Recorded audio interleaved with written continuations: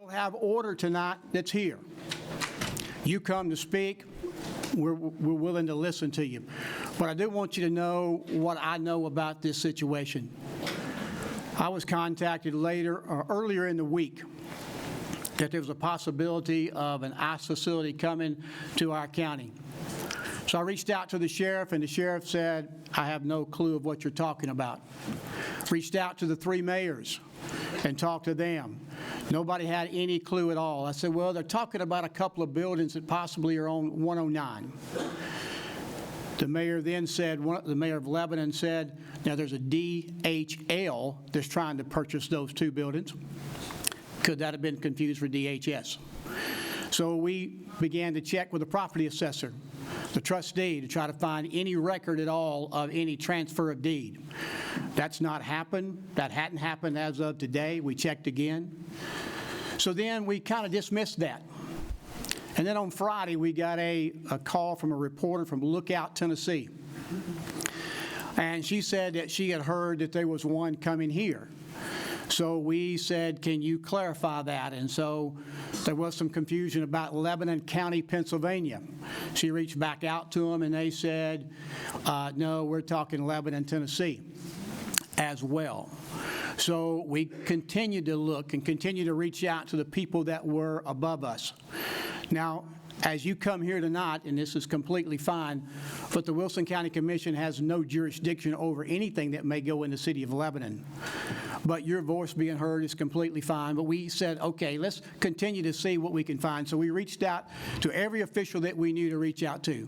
And even as late as of today, we have no confirmation that any buildings have been purchased here in our county. There's been a speculation of several places that we've ruled out as well. The one that's had the most hits has been the one on 109. But again, our joint economic development person reached out to them. They said there are no contracts there. They have not sold it. We reached out to our register of deeds and our property assessor. Again, they find nothing there as well. Now, they could be under NDA to where they can't say that, but there has been no transactions as of today. Just a while ago, I was told that, yes, they're coming, and then I was told by Senator Mark Pody that they said they retracted everything and they wasn't coming, and he sent me an email of that. So I really do not know if they're coming or not. This body tonight can listen to your comments, but they have no vote and no say-so in that. Your wishes are important for them to hear. I think it shows by the number of people here probably where you stand at. I will ask you to, if you don't mind, at some point move out in the hallway there because of the fire codes that I'm sure I'm probably going to hear from here in just a few minutes. But we're going to start our meeting in just a minute. We're going to start out with a prayer, and then we'll go to public comment. But I'm going to ask you to be respectful. You have 3 minutes to talk if you talk. If somebody else has already covered what you're going to say, then please do not repeat that. Talking about the situation itself, name calling and that stuff, we do not allow here in the commission room. And I want it to be a peaceful conversation for you and for our commission to hear what you have to say. I would ask that you would honor those wishes and be respectful as we listen to those that are on my list here tonight to talk. I wish I had better information for you, but all I can confirm is that no buildings have been purchased. I can't say that they're not trying to purchase any. I do not know that at all. I do know that probably for a facility of what they're talking about, it couldn't happen in the county because we have no sewer system to be able to handle something of that nature. But again, those are all speculations, and so we will start tonight as we've called the meeting to order. And Commissioner Hobbs, you have the prayer and the pledge for tonight.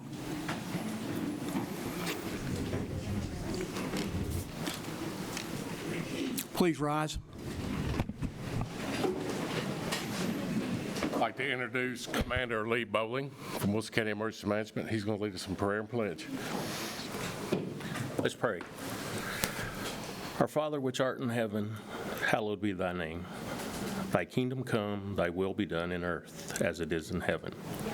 Give us this day our daily bread, and forgive us our debts as we forgive our debtors. And lead us not into temptation, but deliver us from evil. For thine is the kingdom, the power, and the glory forever. Amen. Amen. Amen. I pledge allegiance to the flag of the United States of America and to the republic for which it stands, one nation, under God, indivisible, with liberty and justice for all. Thank you both, men. Thank you. I again will ask you to please be respectful. That is all I'm asking. Please press yes on your panel to record your presence in tonight's meeting.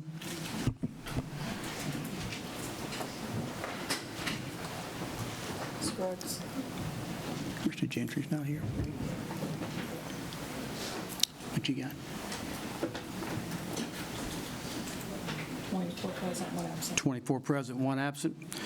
At this time, we will do public comment period. We'll ask you to state your name and address for the record as you stand at the very beginning. And I will call Paige Cook. Sorry, Commissioner. Well, I was going to move a point of order. Yes, sir.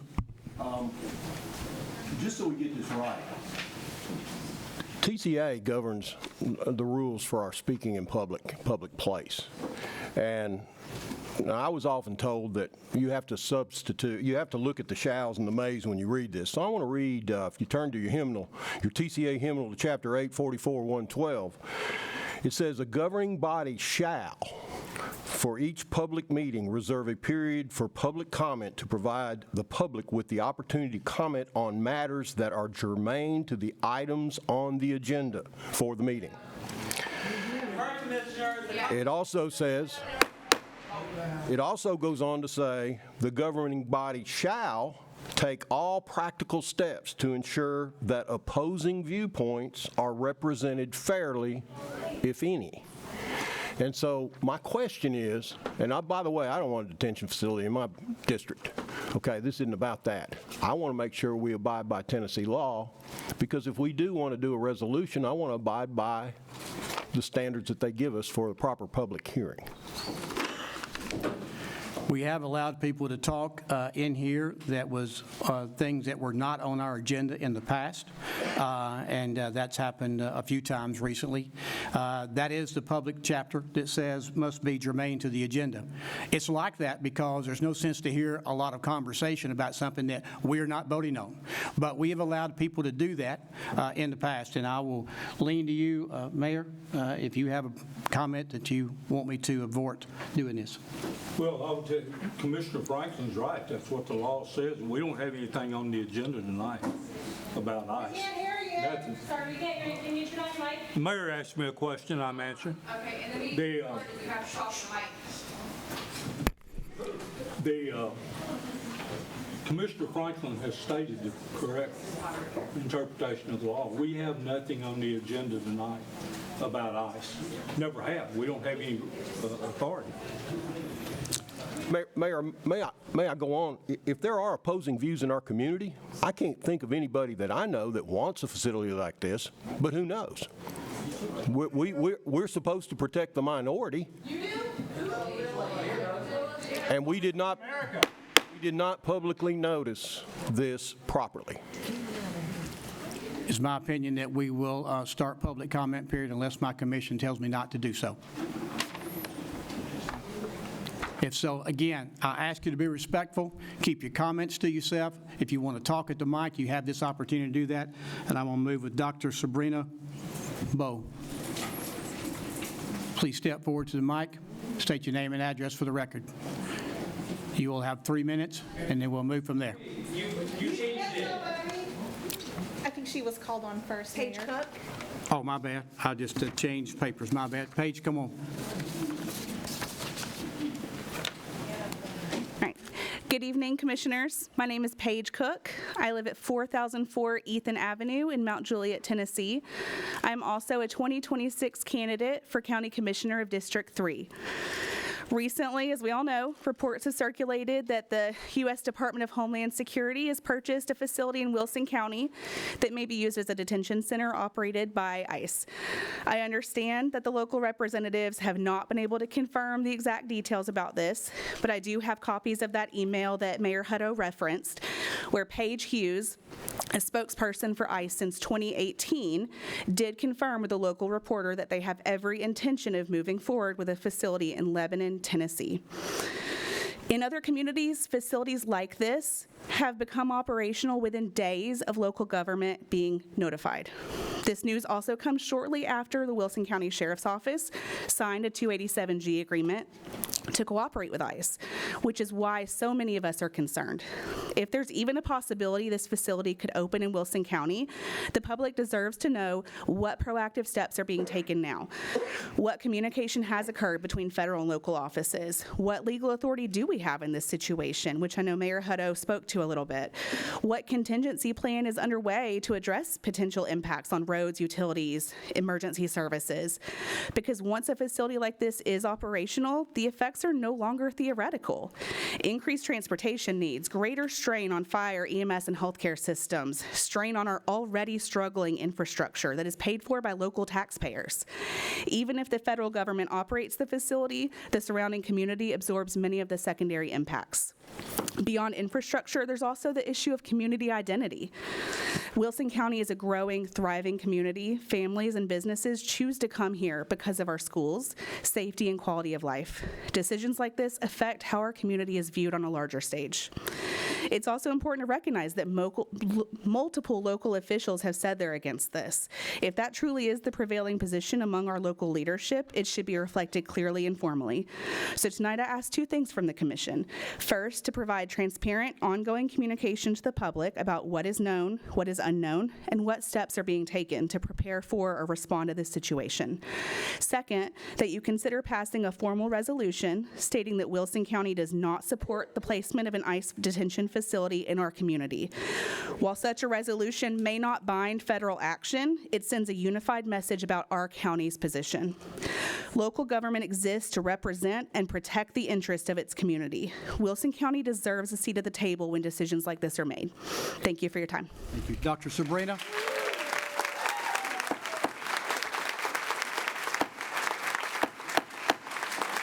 Dr. Sabrina, please come forward. We're going to move through these pretty fast, so as soon as one gets through, I'll call the next one, just so we have an opportunity for everybody to speak tonight. So thank you. Yes, sir. Thank you. My name is Dr. Sabrina Boer. I live at 1693 Greenwood Road here in Lebanon. And very quickly, there are a few important things for you guys to know about me. I come to you today as a resident of Wilson County, a lifelong daughter of the state of Tennessee, an educator, an American Indian woman, and also as the co-director of the Tennessee chapter of the American Indian Movement Organization.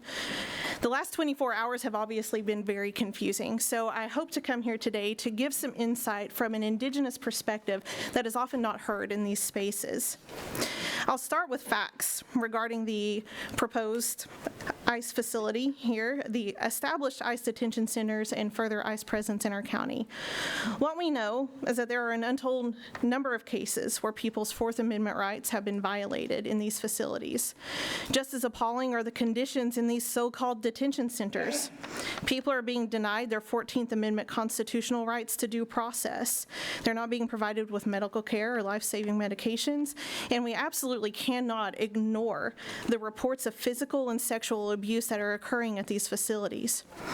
Again, speaking as an Indigenous person, what is happening to communities that may have never experienced this type of injustice is not new to us. Indigenous people have been fighting this colonized system of oppression for hundreds of years. We have endured being forcibly removed from our homelands, having our children taken away and sent to hopefully survive the brutality of boarding schools, and have had to fight for our rights to speak our language, to protect our culture and practice our spirituality. The treatment of our people is a darkness in this country's history that continues to this day, and we are seeing this treatment on repeat in immigrant communities around the country. For example, we have documented proof and a go-ahead from the Supreme Court that ICE agents are using the color of a person's skin and the language they are speaking as enough probable cause to arrest people. Does that sound familiar? This is the type of organization that we could potentially be inviting into our community, and I don't think that's what we want. And if we can't use history as a guidepost to do better, then perhaps I can frame this in a different way. Leviticus 19:33-34 says, "When a foreigner resides among you in your land, do not mistreat them. The foreigner residing among you must be treated as your native born. Love them as yourself, for you were foreigners in Egypt." We are coming to a fork in the road in this country where we are collectively going to have to make a choice between doing what is right and what is easy. No matter how small we think our choices are in the grand scheme of things, they do matter. We may not be able to change the world by one decision in this room, but we do have an opportunity right now to change someone's world for the better, which gives me at least a modicum of hope. And with that, I yield. Thank you. Natalie Flores.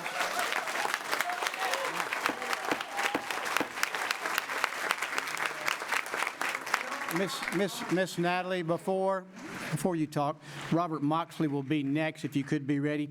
Again, if you would, hold your applause so that we can let everybody speak tonight.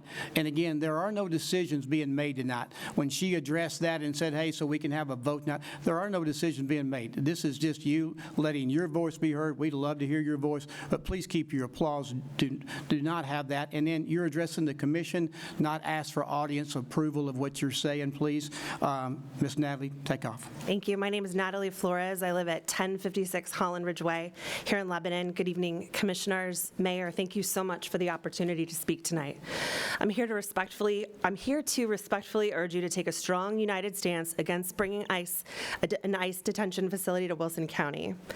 Recent reporting from the Tennessee Lookout made it clear that U.S. Immigration and Customs Enforcement has plans to open a second immigrant detention center in Tennessee here in Lebanon. The article also made something else clear. The leaders in this room were not meaningfully consulted before this announcement. That should concern all of us, not just the lack of transparency, which I do assume is to minimize potential community outrage until it's too late, and that's concerning enough on its own, but it also is an insult to our community that the federal government does not respect this community or our local leadership enough to involve us in such a significant decision. You as leaders are being asked implicitly to accept broad promises of economic benefit.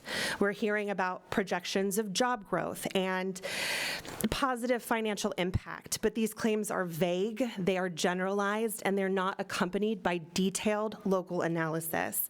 Economic development should strengthen a community's future. It should align with who we are and what we want to become. A detention facility does not do that. So beyond these uncertain economic projections, there are serious lasting implications. Increased strain on local infrastructure and emergency services, potential impacts on healthcare systems and transportation, the reputational consequences for this growing family-oriented community, and the moral weight of becoming known as a site of immigrant detention. Across the country, existing detention facilities have faced documented reports of inadequate medical care, overcrowding, and prolonged confinement of people without criminal convictions, raising serious humanitarian and accountability concerns. Even if this facility is federally operated, the ripple effects will not be federal. They will be local, and it will belong to us.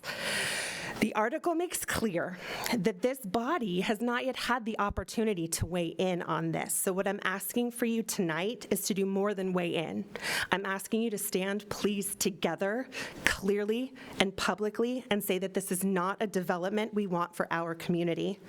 Not because of politics, not because of rhetoric, but because Wilson County has built a reputation as a community focused on sustainable growth and quality of life. And we have the responsibility to protect the future that we are intentionally shaping here. If we don't draw that line now, we're not going to get another chance. Thank you. Mr. Robert Moxley. Thank you for the applause. Thank you. Jacob Berry is next. Robert Moxley. Hello, Commissioners, Mayor. My name is Robert Moxley. I live at 3190 West Division Street in Hermitage. I'm a U.S. Navy veteran, and I'm currently running for County Commission, District 2. I'm here tonight because I stand fully against an ICE detention facility coming to our county. On January 20th, 2006, the Wilson County Sheriff signed a 287G agreement, which I've provided copies for. This agreement agrees that local deputies will be trained and county resources will be spent enforcing immigration. Now we're hearing reports that an ICE detention facility is coming to our community. This is not a responsible use of our county resources.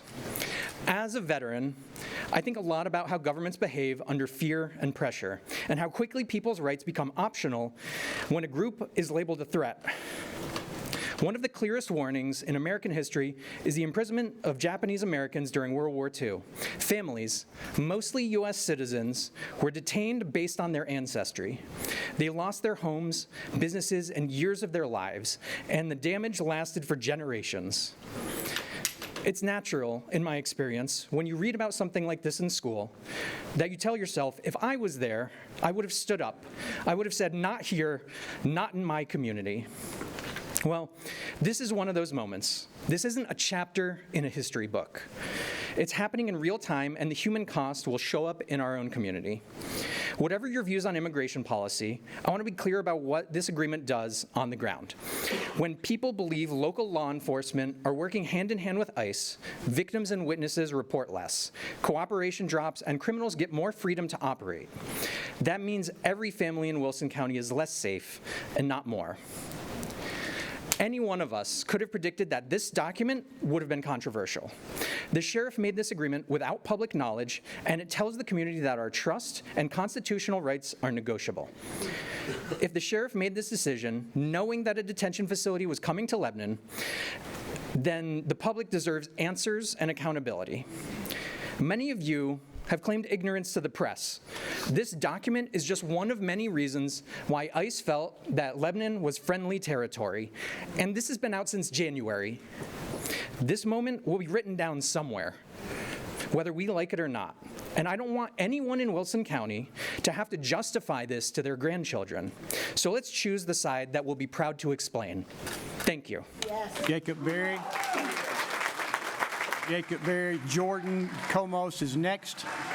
Jordan Comos is next. Jacob Berry, you may start. Hello, my name is Jacob Berry. I live at 4306 Adelaide Court, Mount Juliet, and I'm running for County Commissioner in District 8. I'm here to state in no uncertain terms that I oppose any plans to build an ICE detention facility in Lebanon on moral grounds, whether it be hypothetical, happening behind closed doors, or out in the open. If this is in the works, I want this body to stand in the way. If the land hasn't been bought yet, I want this body to act to prevent it from happening. I'm also here to ask, how are you going to make sure this doesn't negatively impact our already woefully out-of-date infrastructure? What are you going to do to make sure this doesn't make our wastewater problems worse? What are you going to do to make sure that not a single cent of Wilson County tax dollars are spent on this facility? You may or may not be able to stop DHS from opening a detention facility here in Wilson County, but your constituents deserve your best when it comes to making sure it doesn't negatively impact us in any way that you can control. So with that said, I have 3 asks of this body. Commit to opposing any DHS facility, be it detention centers, offices, or training facilities, from being built in Wilson County. Commit to opposing any spending of Wilson County tax dollars on development of DHS facilities. I'll give you brownie points if you can disincentivize them from doing it altogether by changing zoning or tax ordinances to actually benefit our community.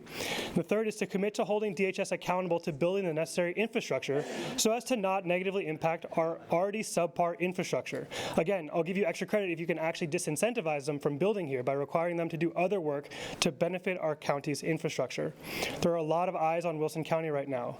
Take a stand to keep our community safe, or at least make sure our tax dollars are spent responsibly. Thank you. Thank you. Jordan Comos. And Jamie Little is next. Jordan Comos. Jamie Littrell is next.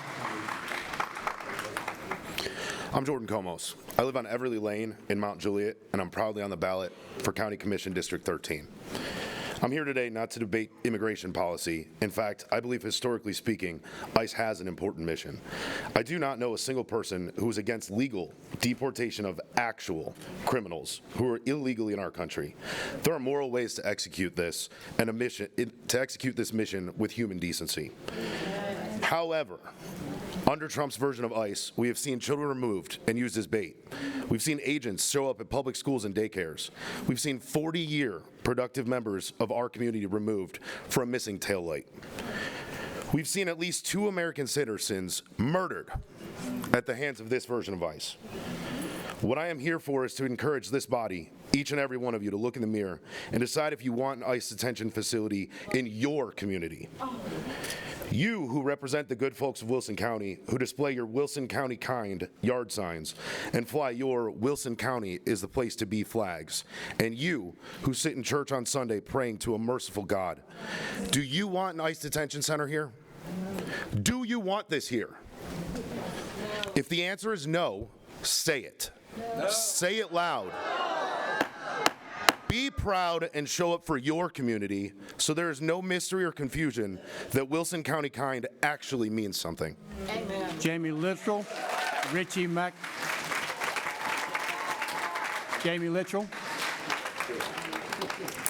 My name is Jamie Littrell. I live at 1505 Dove Drive here in Lebanon, Tennessee. I am also running for County Commission to represent the citizens of District 6. I'd like to start by clearly stating that we know ICE is already here at work in Wilson County. Our leaders have enabled this by signing the 287G agreement. Rutherford and Wilson County have led the way in increased ICE officer arrests from last year. So I've been in communication with Paige Hughes at the Department of Homeland Security Office of Public Affairs, who told me that a facility has not been purchased. That was the end of her statement.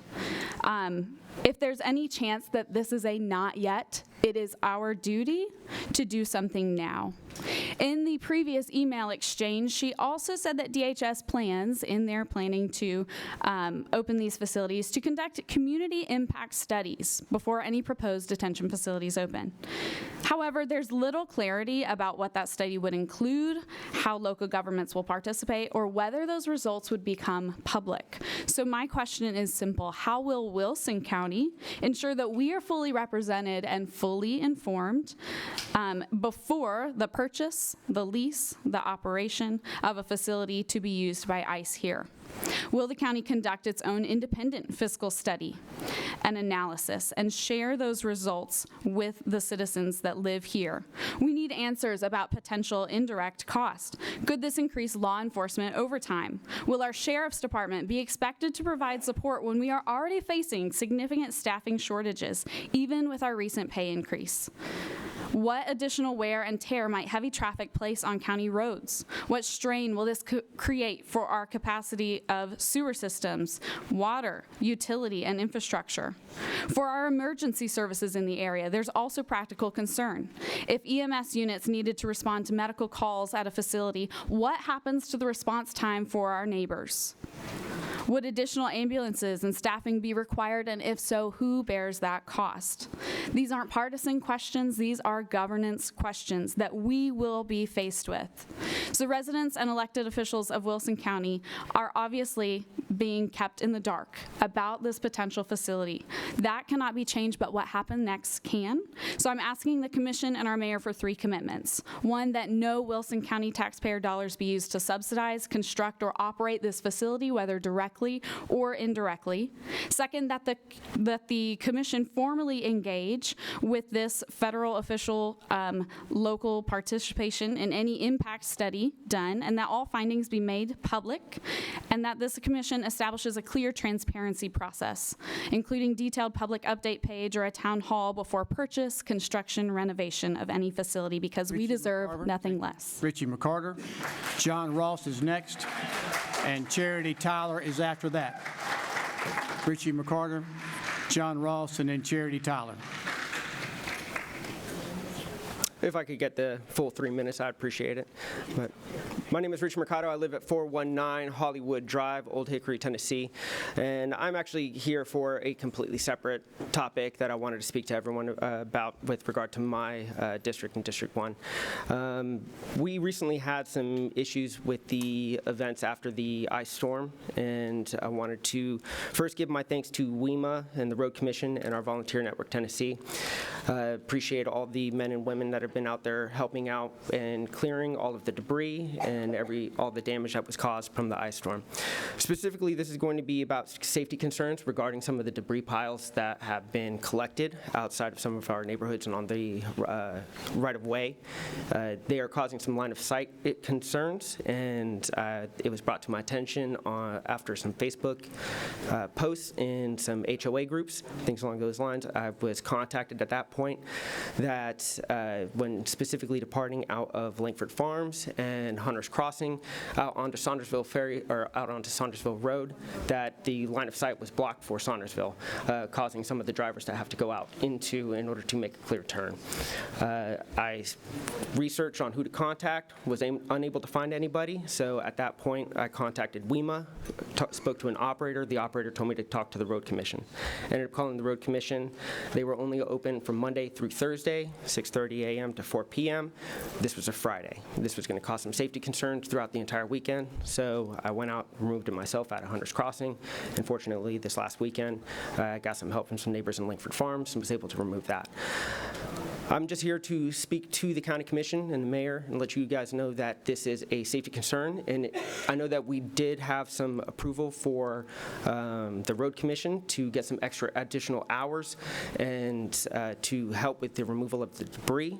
I think it would be beneficial to also extend the hours for the safety concern or for the safety hotline so that we have a simpler way to report safety concerns so that we're not having to tie down either calling directly for a commissioner to then have to go through that same thing. We also have the WEMA app, which is a really good app. I think that would be something that would be additionally beneficial to add a reporting feature for safety concerns and along those lines. I really appreciate your time, and thank you very much. Thank you. And then you can also, if you have places that are blocked, just call my office, and we'll make sure we try to get those cleared for you. But they are working out there, and they did get approval today to pick up all the debris, which is a good thing. John Ross, Charity Tyler, and then Robin Craig. I would like to voice my concerns, as many are not here for. After witnessing the events involving ICE around the U.S. and their operations in Nashville and in Wilson County, to hear that an ICE facility is coming to our hometown genuinely terrified me, and I'm sure many in this room and many in the county are feeling these same feelings. And I have some questions. Who does ICE hire? They hire pretty much anyone, but they will find most use in those looking to perpetrate violence without repercussion, willing to work outside of the law to fulfill these fantasies without need to identify themselves to scared victims or bystanders. And I don't want to see this in our streets. And what of the detention centers themselves? Conditions for detainees in these facilities are horrific. Detainees packed in cages, forced to sleep in human waste, denied medical necessities, and at least 9 people this year have died in ICE custody. They are not here to protect us. They're here to terrorize our communities and instill fear in any who oppose them. But this will have an opposite effect. ICE is going to radicalize many in Wilson County if you allow this to continue, because it's harder to ignore state violence when it's happening right outside your window. Charity Tyler. Charity Tyler. Robin Craig. Charity Tyler. Robin Craig. And Andrew Maxwell. Is there Charity Tyler? Robin Craig is after, and then Andrew Maxwell. If you could please line up, that would help us, please. Thank you. State your name and address for the record, please. My name is Charity Tyler. I've come here from Tullahoma, Tennessee, to speak for those in the smaller haulers of my community that I love and fear for. And my community knows that the government has a long history of exploiting the land and people of the volunteer state for their own gain. The proposed building of the ICE detention center, is just a new example of the abuse that the South is expected to take. The government has repeatedly sent our boys into battles with no regard for their welfare if they are lucky enough to come home. The government has cut VA and SNAP benefits with no regard for the veterans who rely on these systems in order to fund camps and agents that terrorize the American people. Even our local governments bulldoze homeless encampments with no regard for the patriots who are driven onto the streets by private companies gentrifying them out of their affordable housing. And now the government wants to use our land to cage immigrants, to imprison our neighbors for a possible civil charge while refusing to arrest any of the predators listed in the Epstein files.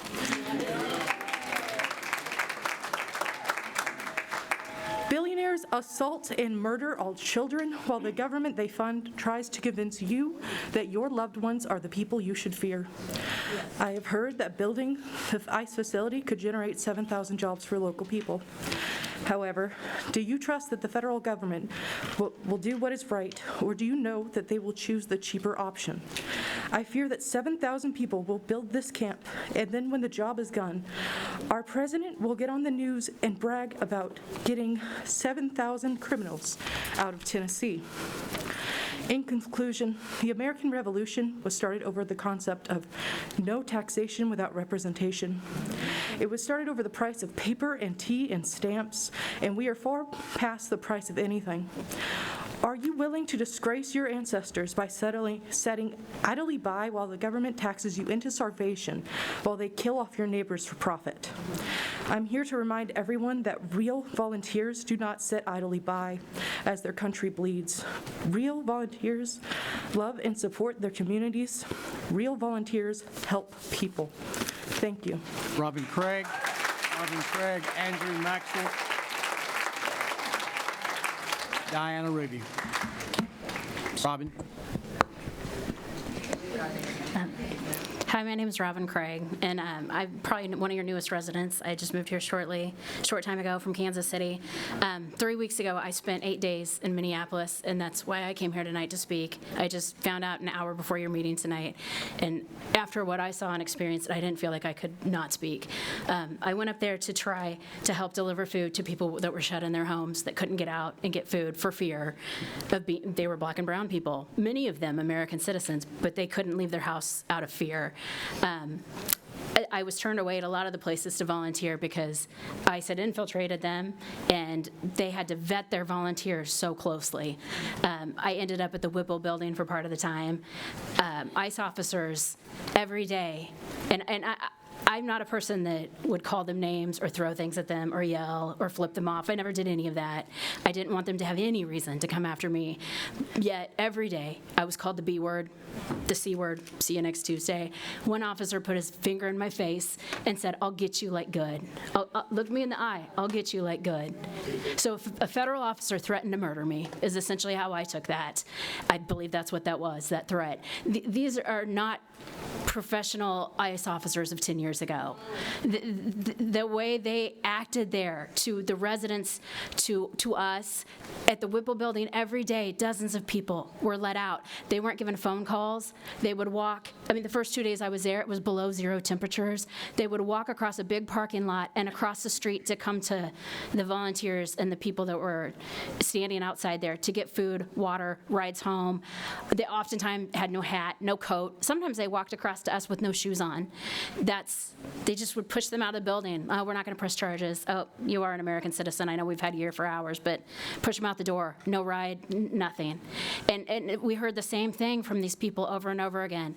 They were physically assaulted in there. They were not given adequate food or water or meds. It is exactly what you see on the news, but seeing this face to face in reality, doing the pilgrimage, and it is a pilgrimage to walk from the George Floyd Memorial to the Renee Good Memorial to the Alex Preddy Memorial.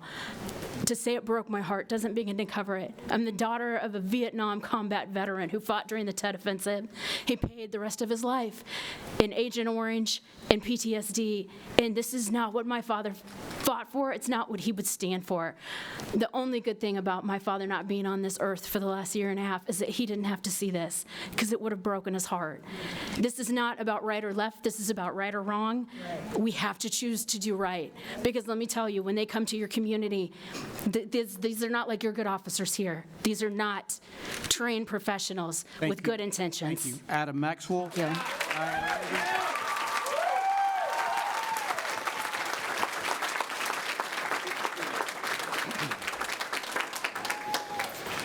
My name is Andrew Maxwell. I live at 707 Capitol Drive here in Lebanon.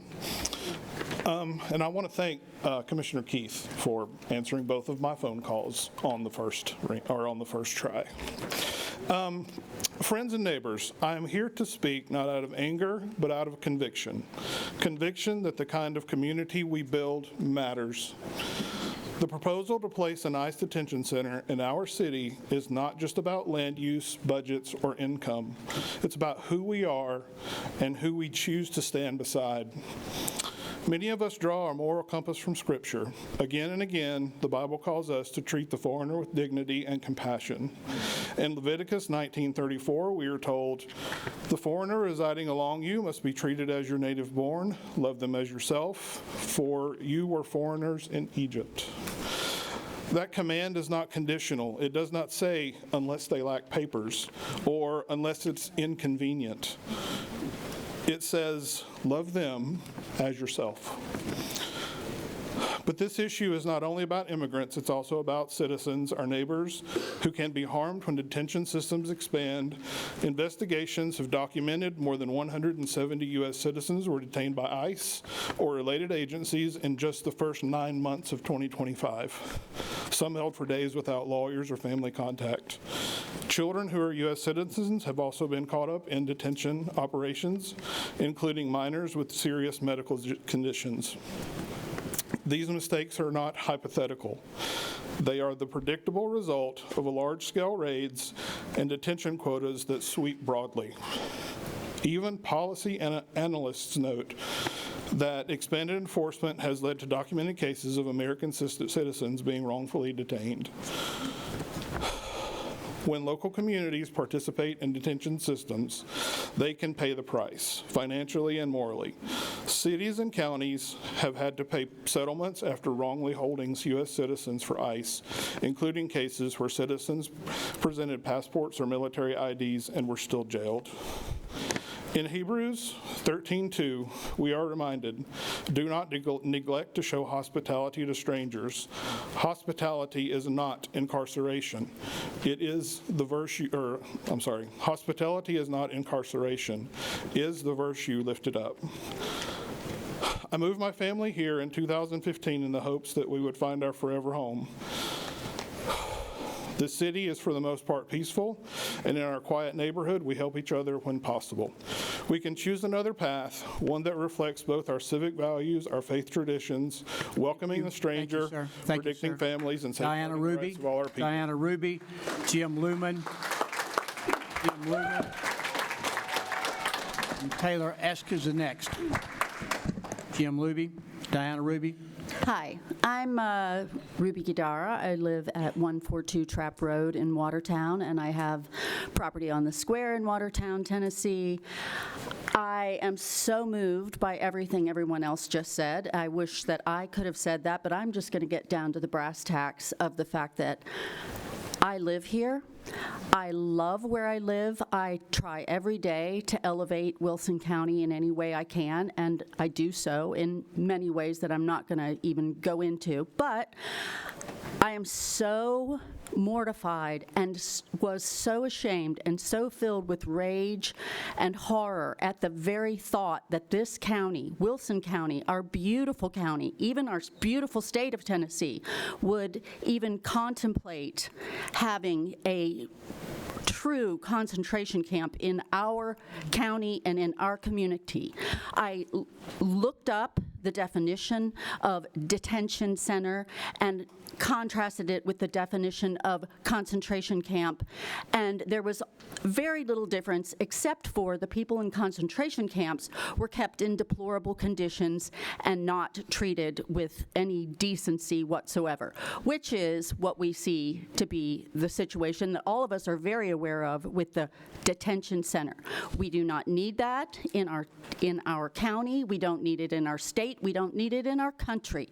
So I just want to say, as a property owner and a proud resident of Wilson County, if this does come to the table, it cannot pass. So whoever it is that votes, vote no.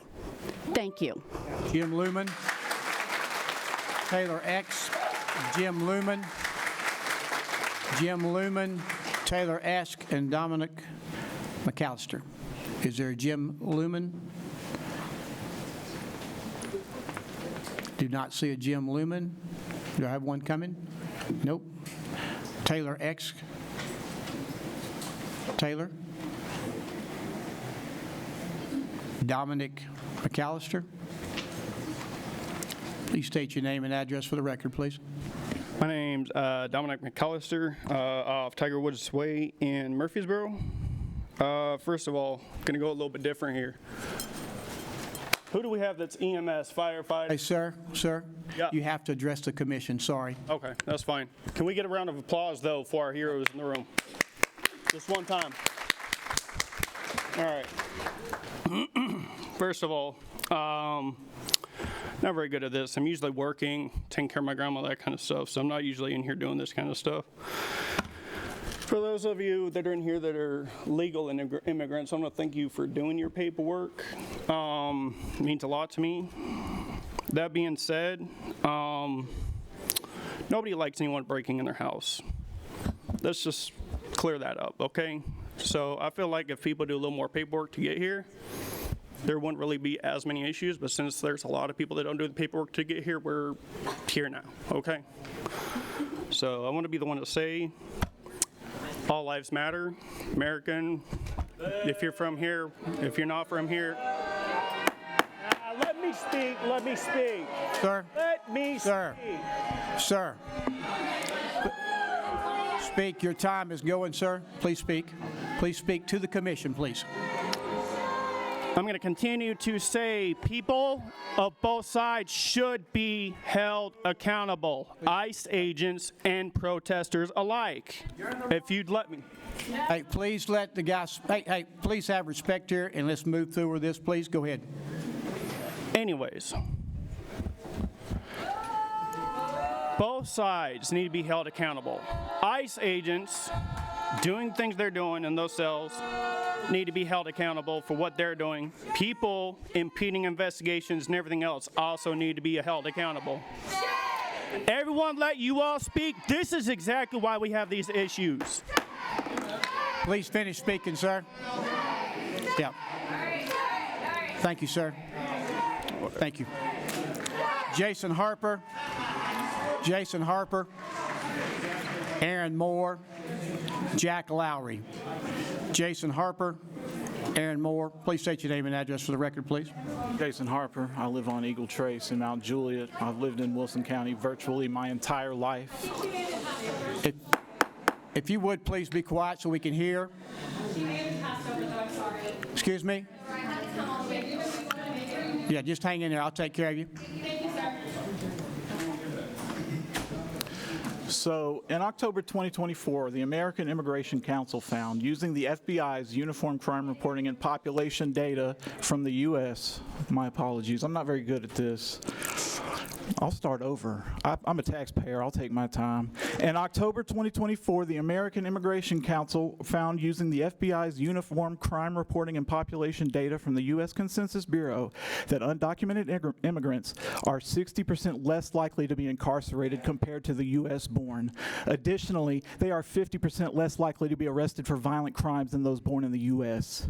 They go on to say, quote, 19 research reports examining the relationship between immigrants and crime have been published in peer-reviewed journals between 2017 and 2024, analyzing data through 2020.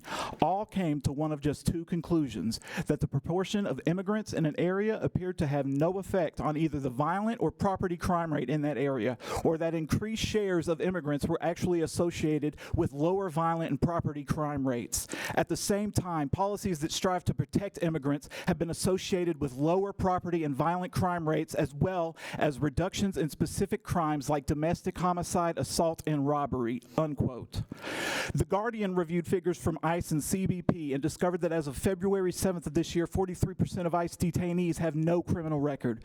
The Cato Institute also reviewed data from ICE and found that from October 1st, 2024 to June 14th, 2025, 65% of bookends had no criminal convictions, and more than 93% were never convicted of any violent offenses. I apologize for my nervousness. I am not the one to do this. Please go. According to analysis by the Marshall Project of Immigration and Custom Enforcement, at least 3,800 children under 18, including 20 infants, have been booked since Trump took office. More than 1,300 were held for 20 days or longer, exceeding the benchmark for how long children with families can be detained. Quote, in court documents filed in December 2025 as part of ongoing civil litigation, families described brutal conditions while being detained with their children. Parents said it was difficult to get bottled water to mix with formula for babies, and that the food was contaminated with mold and worms. Children were under so much psychological stress that parents said they were hitting their own faces or wetting themselves despite being potty trained. Many of those people have active immigration proceedings, like asylum cases, and were arrested while trying to comply with the law by showing up at check-ins or court dates. We have all seen countless videos of ICE agents indiscriminately kidnapping, brutalizing, and murdering citizens and non-citizens alike, all while the Trump administration tells us to ignore the evidence of our eyes and ears. Thank you, sir. ICE agents are also purveyors of cruel and unusual punishment in detention centers. Thank you, sir. I pay my taxes. I will finish. I'm almost done. I feel much safer with undocumented immigrants than I ever will with ICE agents. They are not welcome in my community, as ICE Detention Center would be a stain on Wilson County and a stain on the soul of anyone who doesn't do everything they can to stop it from happening.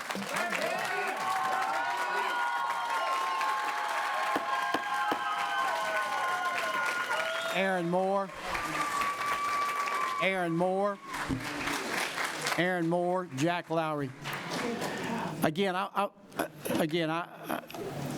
I just think we need to understand that you are here to talk to the commission about wanting or not wanting a detention facility. All of the other stuff that's happening in our country, we do not like that either. But this meeting is about you talking to them about what your thoughts are. So please be respectful for each other if you can, so we can work through this process tonight and move forward. There is nothing on our agenda tonight that we're voting for, but we're glad to hear your comments. But please be respectful and listen to one another. Aaron, I believe you're next, and then I have a lady over in the corner that, tell me your name, ma'am. Taylor Ashe. What's that? Taylor Ashe. I got you. You're next. Go ahead, Aaron. Aaron Moore, and I just wanted to say I feel this conversation is timely. I understand that it might not be coming right now, but that does not mean that we shouldn't talk about it. Correct. I absolutely believe in incarceration and deportation of violent foreign nationals. I support measures of border control to keep the residents of this country safe. We can have those things without endangering and disrupting the lives of U.S. residents. Immigration and Customs Enforcement has been guilty of assaulting, detaining, and violating the rights of U.S. citizens, migrant workers with valid work visas, and families seeking safety and opportunity through asylum. We do not need or want that level of violence or chaos in our communities. The federal government's already spending an enormous amount of resources to tear families apart and harass functional members of our society. I would much rather that federal, state, and Wilson County resources went to preventing criminal activities through proven methods such as societal programs that lift up our communities together. Thank you. Thank you. Taylor?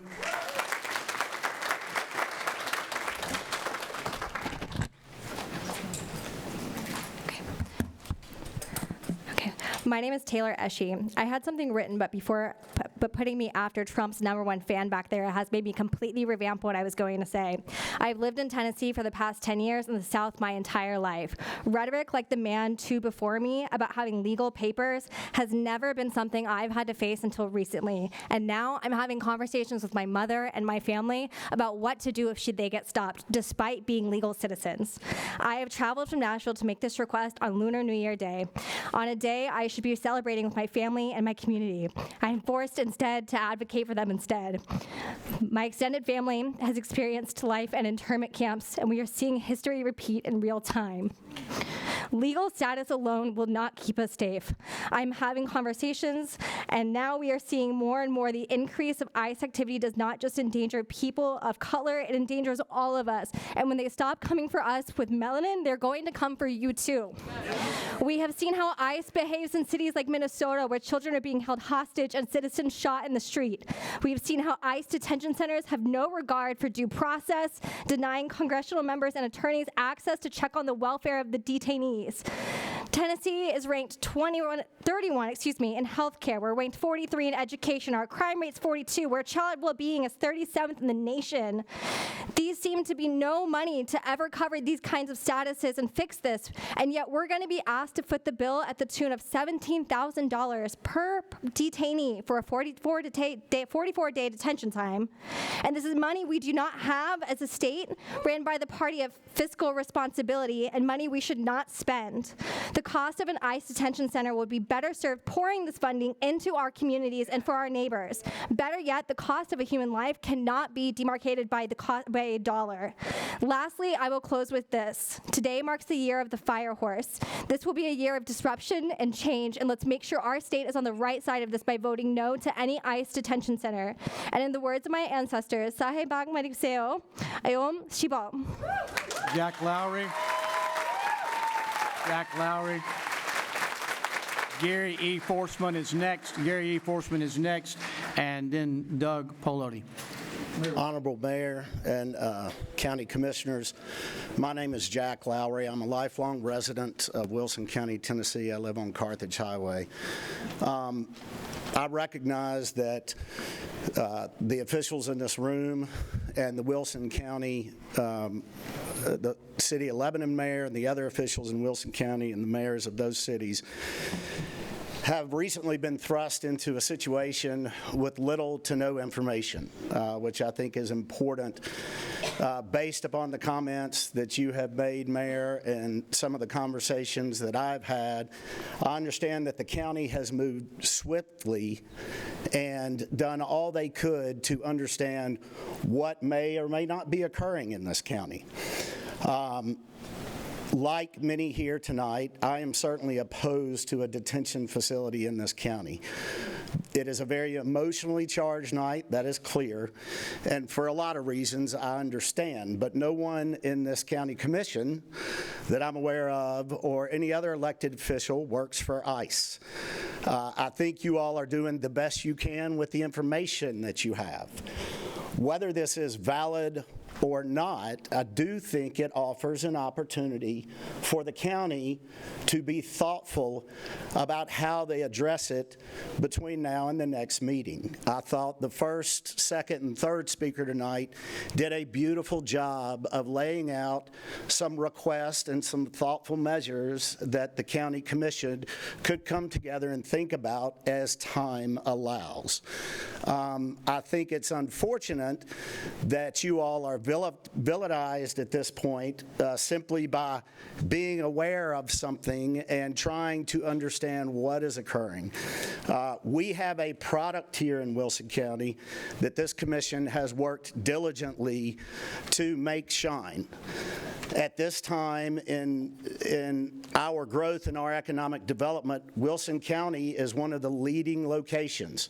We are a wonderful place to make a home. We are a wonderful place to have a business. We are a wonderful place for a corporate company to come in and have manufacturing facilities, shipping facilities, and find good quality employees who will show up to work. A detention facility in our county would act as a poison pill. I trust that this county commission knows that, and that it will take the appropriate steps within the powers that it has to ensure that the world knows that we are not willing to support a detention facility in this county. Thank you. Gary Forsman. Doug Polodi. Please state your name and address for the record, please. Hello, my name's Gary Forsman. I'm a physician. I come here because I take an oath to harm no one. But I come more as a dad. I come more as a neighbor, and I feel for everybody in here. With the announcement of that detention facility, my wife went into a tailspin, thinking she can't live here. She and her family are why we're here in Wilson County. I've been living in Wilson County at 101 Short Drive, District 4.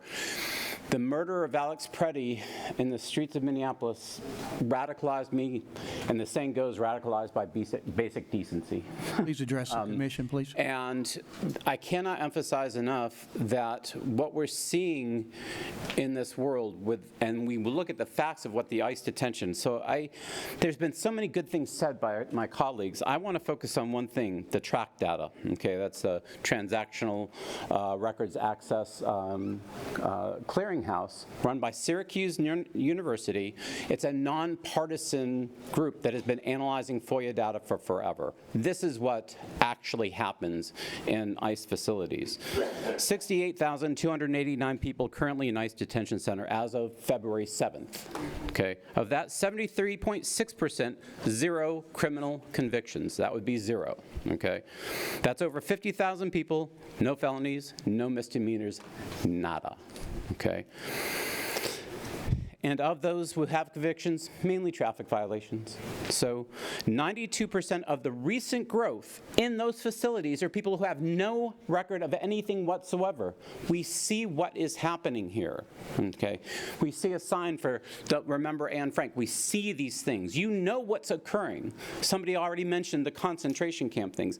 The reason my wife was distraught is because these are concentration camps. They are not detention centers. And so the 2025 was ICE's deadliest year. 31 deaths in ICE facilities, 3 times the previous year. These are the facts, by the way, okay? And it's often said that action goes from the head, data, to the heart. You've seen the heart of the people here, okay? To the hands. What actions can we take to proactively assess where these facilities might be and halt it? Can we come out and make a statement that says we will not let this facility exist in our county? There's already been mentioned how many, by a bipartisan committee, have assessed these facilities. The data is astounding. 41 cases of physical and sexual abuse, 18 reported cases of mistreatment of children, 14 reports of mistreatment of pregnant women begging for medical care. Thank you, sir. Doug Poletti. The time was started a little late, okay, so Thank you, I wasn't sir. given the full Thank you, 3 sir. minutes. Please be respectful of our time. But I want to emphasize Please be that respectful of our time. Doug Poletti is the next. Doug, please. Lindsay Patrick is next. Jennifer Bartlett is next. I do not have a D-A-U-P-O-U-P-O-Q-U-E-T-T. I'm going to move. I'm Aubrey White, sorry. Ma'am?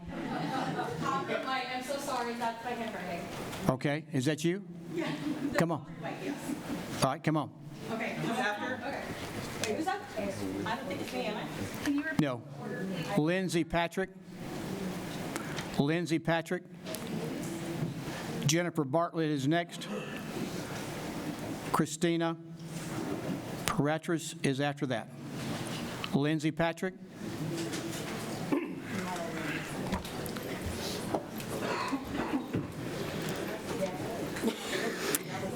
Hello, my name is Lindsay Patrick Wright. I live in Mount Juliet in County Commission District 3. I love Wilson County. This is our home, and it's a community that believes in fairness, accountability, and taking care of our neighbors. Recent reports said that U.S. Immigration and Customs Enforcement was purchasing a facility in Lebanon, and after a great deal of confusion and back and forth and phone calls, an ICE spokesperson now says that's not happening. But the fact that it took so much effort just to get a clear answer is the problem. When our state passes laws that makes Tennessee an attractive place for ICE expansion, proposing legislation that denies immigrant children education or safe access to health care, and when even our leaders cannot get clear answers, that signals a serious lack of transparency. And we have reason to be concerned here in Wilson County. Our sheriff's office has signed a 287G agreement, formally partnering with local law enforcement with federal immigration authorities and deepening ICE's presence in our community. I am going to share some statistics, and like a good librarian, I have my sources for anyone who wants it.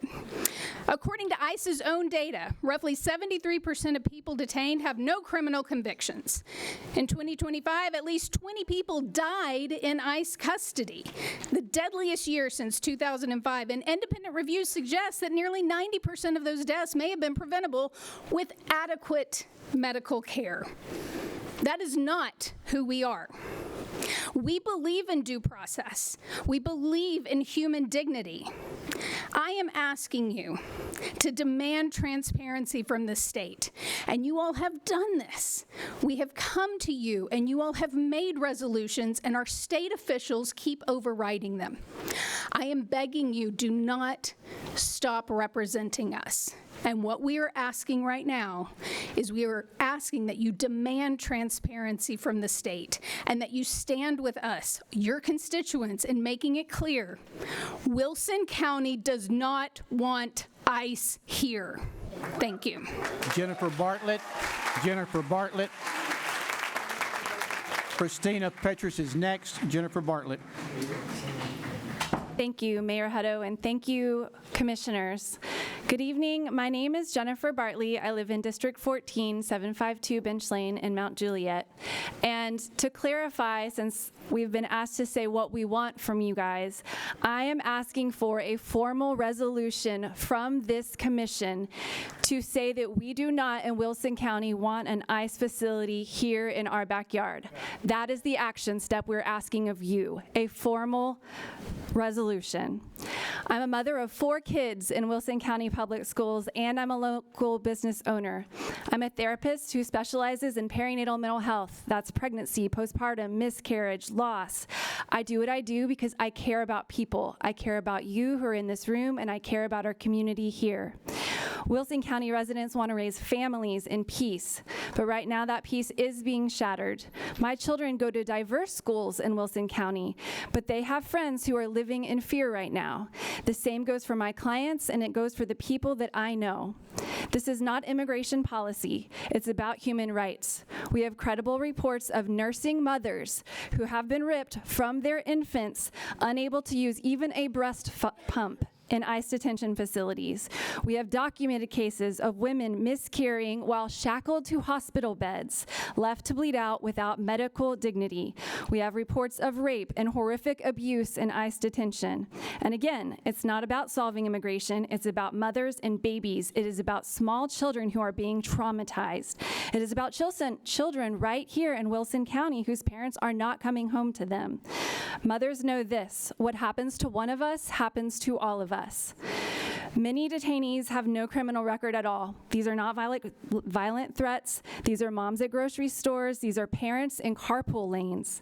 These are the people who are actively following the rules and checking in with the system only to be trapped by it at our courthouse. Our local sheriff's department recently signed a cooperative agreement that turns the local police into a funnel for this same system. We've heard several people already mention that. It's eroding trust in our community with our local law enforcement. We are becoming a community where people are targeted for the color of their skin.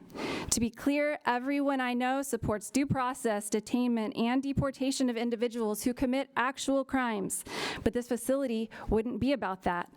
It's about the out-of-control system of abuse where inspections have dropped 36% while deaths in custody have hit record highs.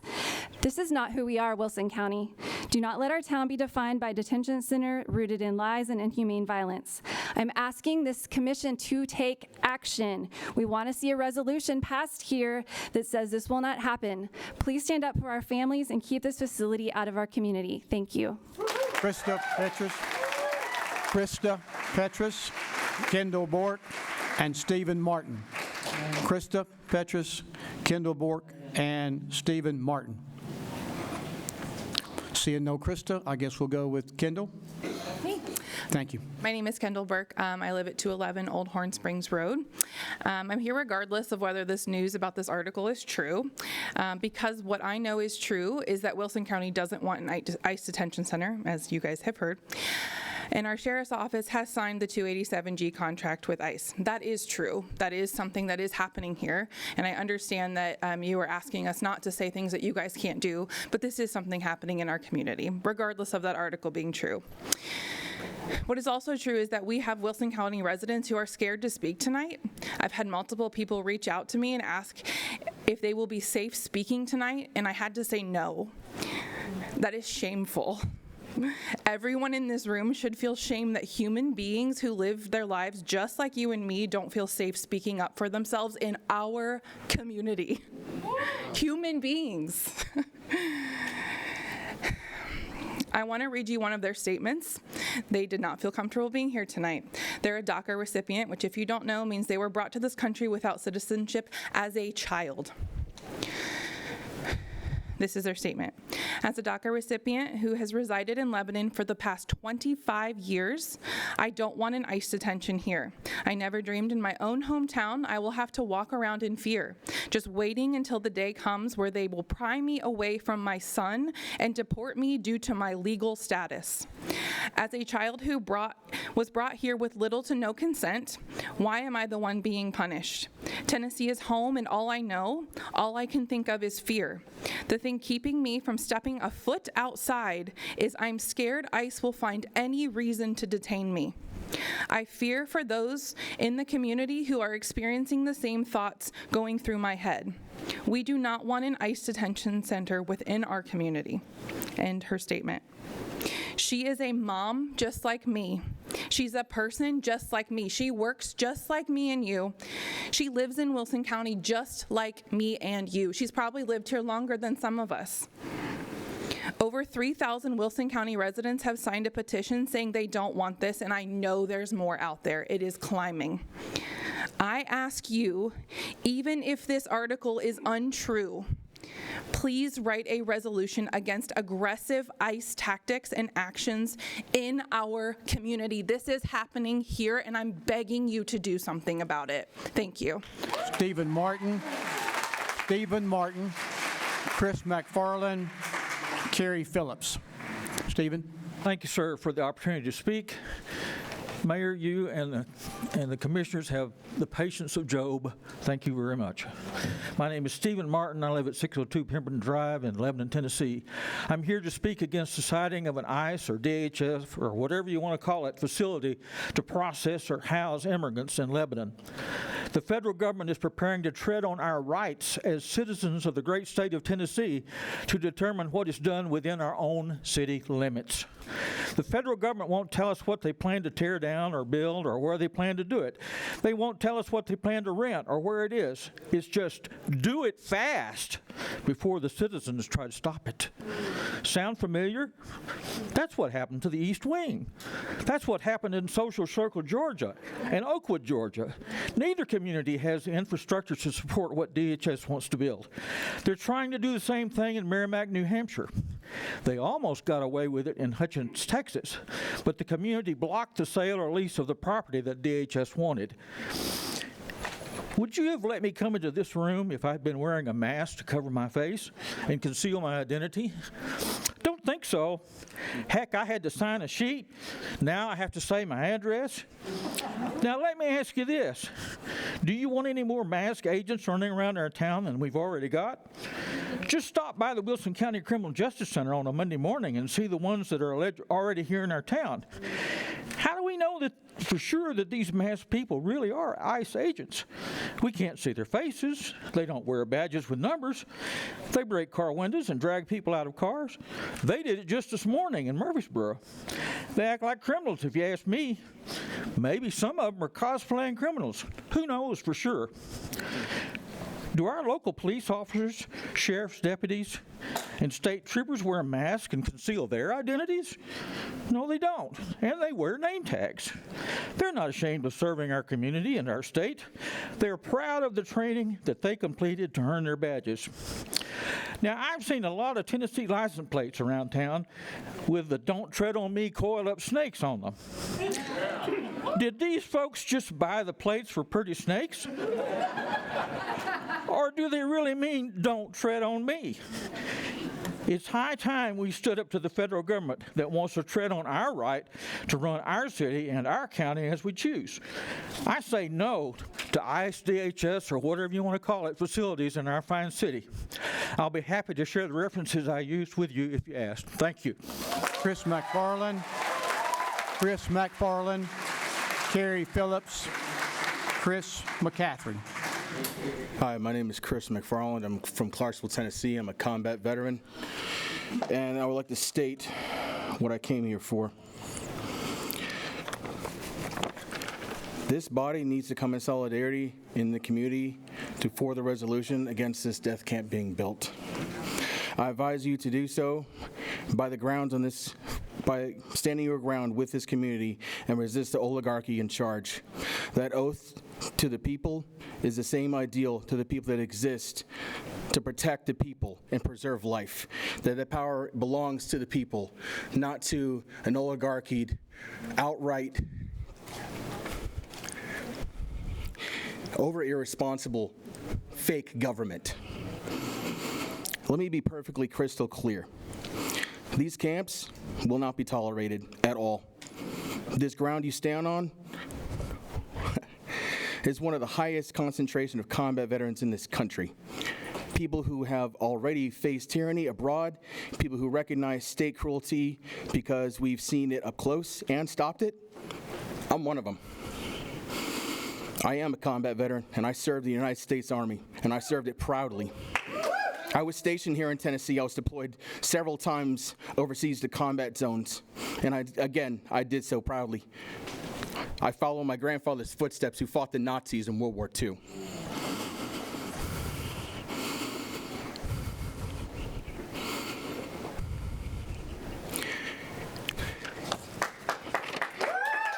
Sorry, I'm livid.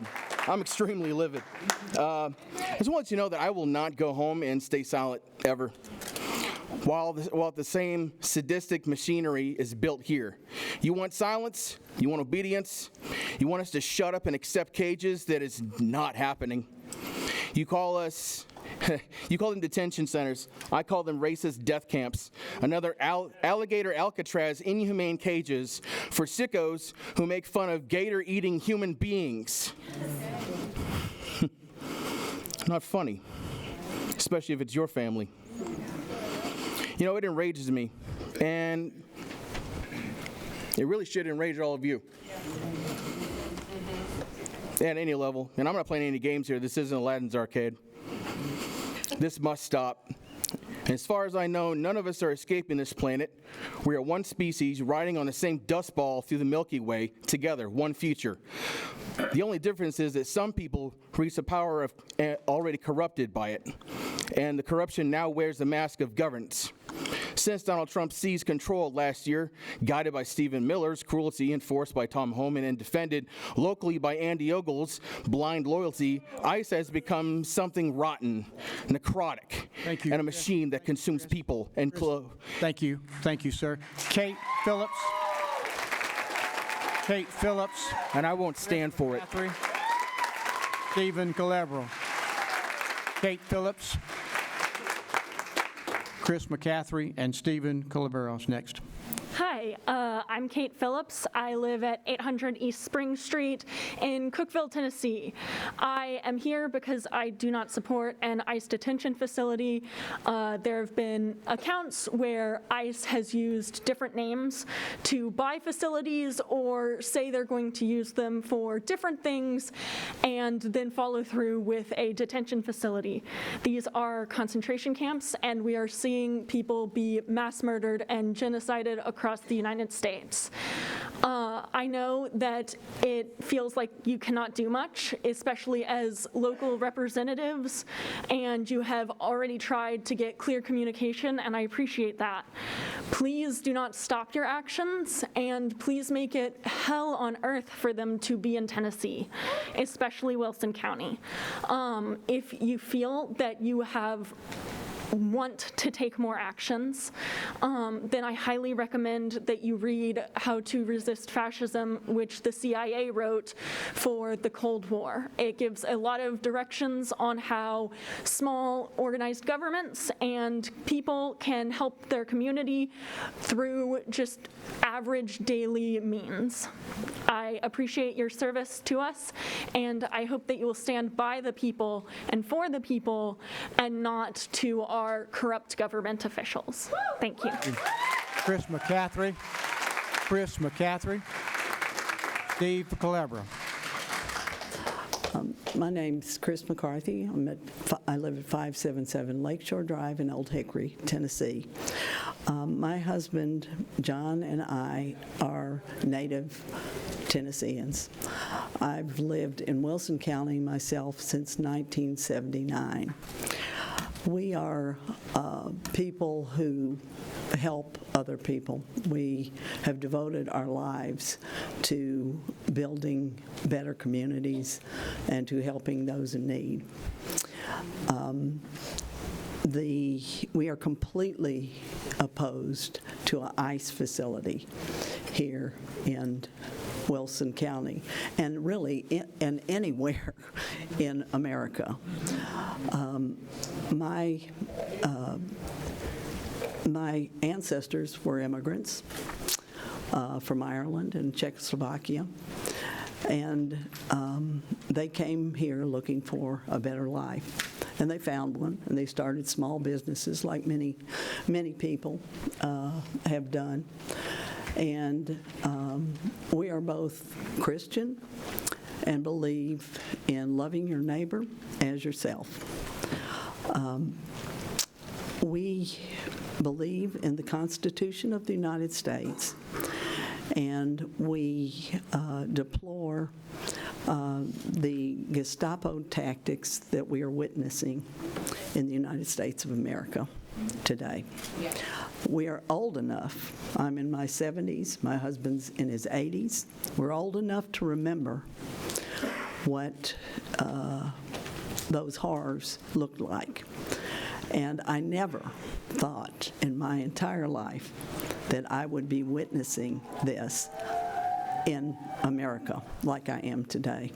So we beg the commission to do as the first three members that spoke today, the people that spoke today, to stand against the invasion of ICE in Tennessee and in our local communities. Thank you. Steve Calabra. Steve Caballero. I'm a Lebanon resident at 1633 Summit Ridge, and I'm the chairman of the Wilson County Democratic Party. Mr. Mayor, commissioners, good evening, and thank you for your time that you've given us tonight. I'm here to speak on behalf of the Wilson County Democrats. The Democratic Party today is stronger than ever because we are building a community with real priorities. Priorities that impact people's lives, such as widening and paving roads, vast productive farmland, parks and green spaces, and public safety. We are working for a community where we don't have wastewater ponding up in our backyards, and where the families who move here for the best schools actually get the best education. We are working for all Wilson County residents.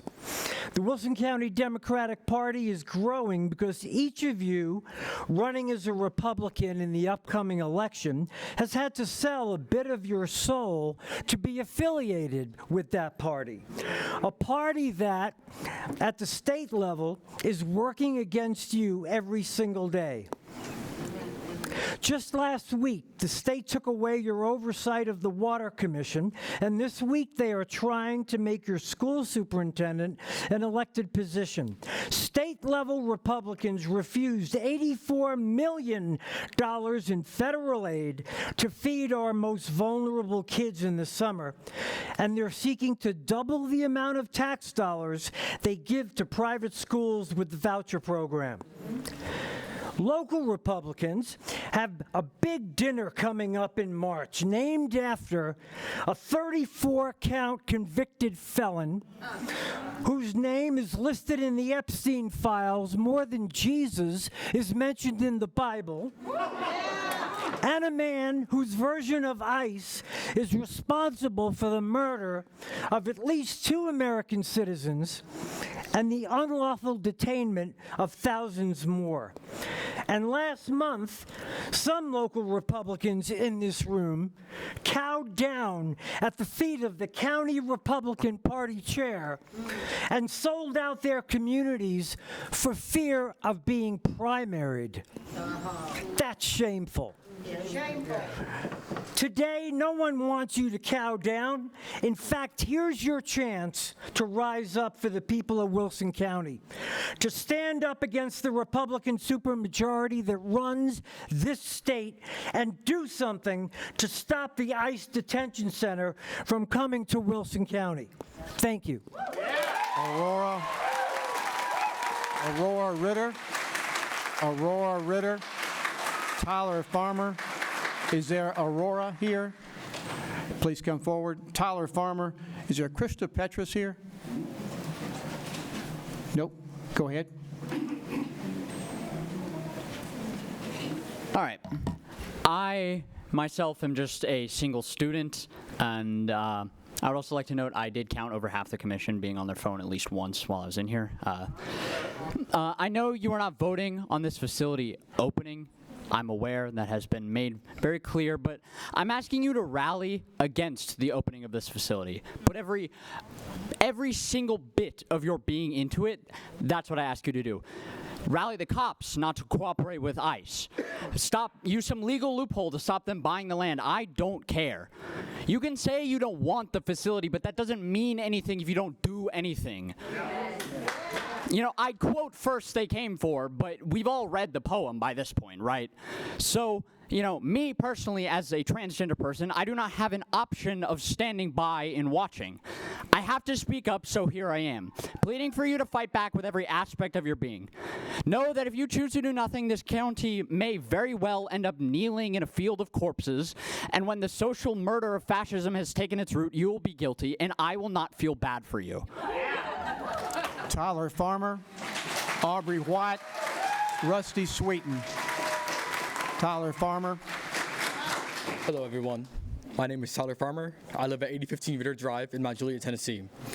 I am a junior at Mount Juliet High School, and I am the chair of the Wilson County High School Democrats. ICE has become a hotly debated topic amongst Americans during the Trump administration. Although ICE has been going after primarily adults, there is another group of people I'm talking about, children. ICE has made it known that they are not afraid to arrest and deport children. An example of this is 5-year-old Liam Conejo Ramos. Liam was returning home with his father from school when his father was detained, and ICE agents used Liam as bait for the rest of his family to come out. This scene of events led to the famous photo of Liam in a bunny hat and wearing a Spider-Man backpack, crying while his father was being taken away. ICE agents have gone as far as arresting and detaining children with cancer. ICE detained a 6-year-old boy from Honduras who had blood cancer. It is only after immense public pressure and a federal lawsuit that his family was released. ICE even deported a 4-year-old U.S. citizen who had stage 4 kidney cancer. Has America lost its empathy? Why do people in America turn a blind eye to all this injustice happening right now? But we must focus on schools. ICE has forced their way into schools across the country. ICE has detained children inside schools, creating surreal images of kids running for their lives as their classmates and friends are kidnapped and forced from their families. Why? Why are we putting up with this and letting these thugs take our fellow Americans from us? This is what our founding fathers fought against in the American Revolution. But a question needs to be asked. If this ICE facility in Lebanon is going to be built, are we putting students at risk? The answer is yes. You are enabling to put students into harm's way when we should be protecting them. You are going to let ICE come into schools and steal our students, which we should be helping them teach and prepare for college. In 20 years from now, we will be wondering, why did we do this? Why are we putting our Americans' lives in danger? Why did we have 2 people killed because of ICE? Tell me, is it worth it?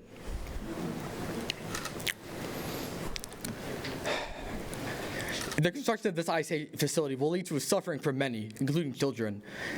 County commissioners, tell me this. Do you want the blood and tears of thousands of Americans on your hands? If you say yes, you have shattered the social contract between person and government. Finally, let this be a reminder to Republicans nationally. Because of ICE, you have ruined the American dream for millions. The social contract has been broken, and you have betrayed the Constitution. And your children will pay the price. Thank you. Thank you. Aubrey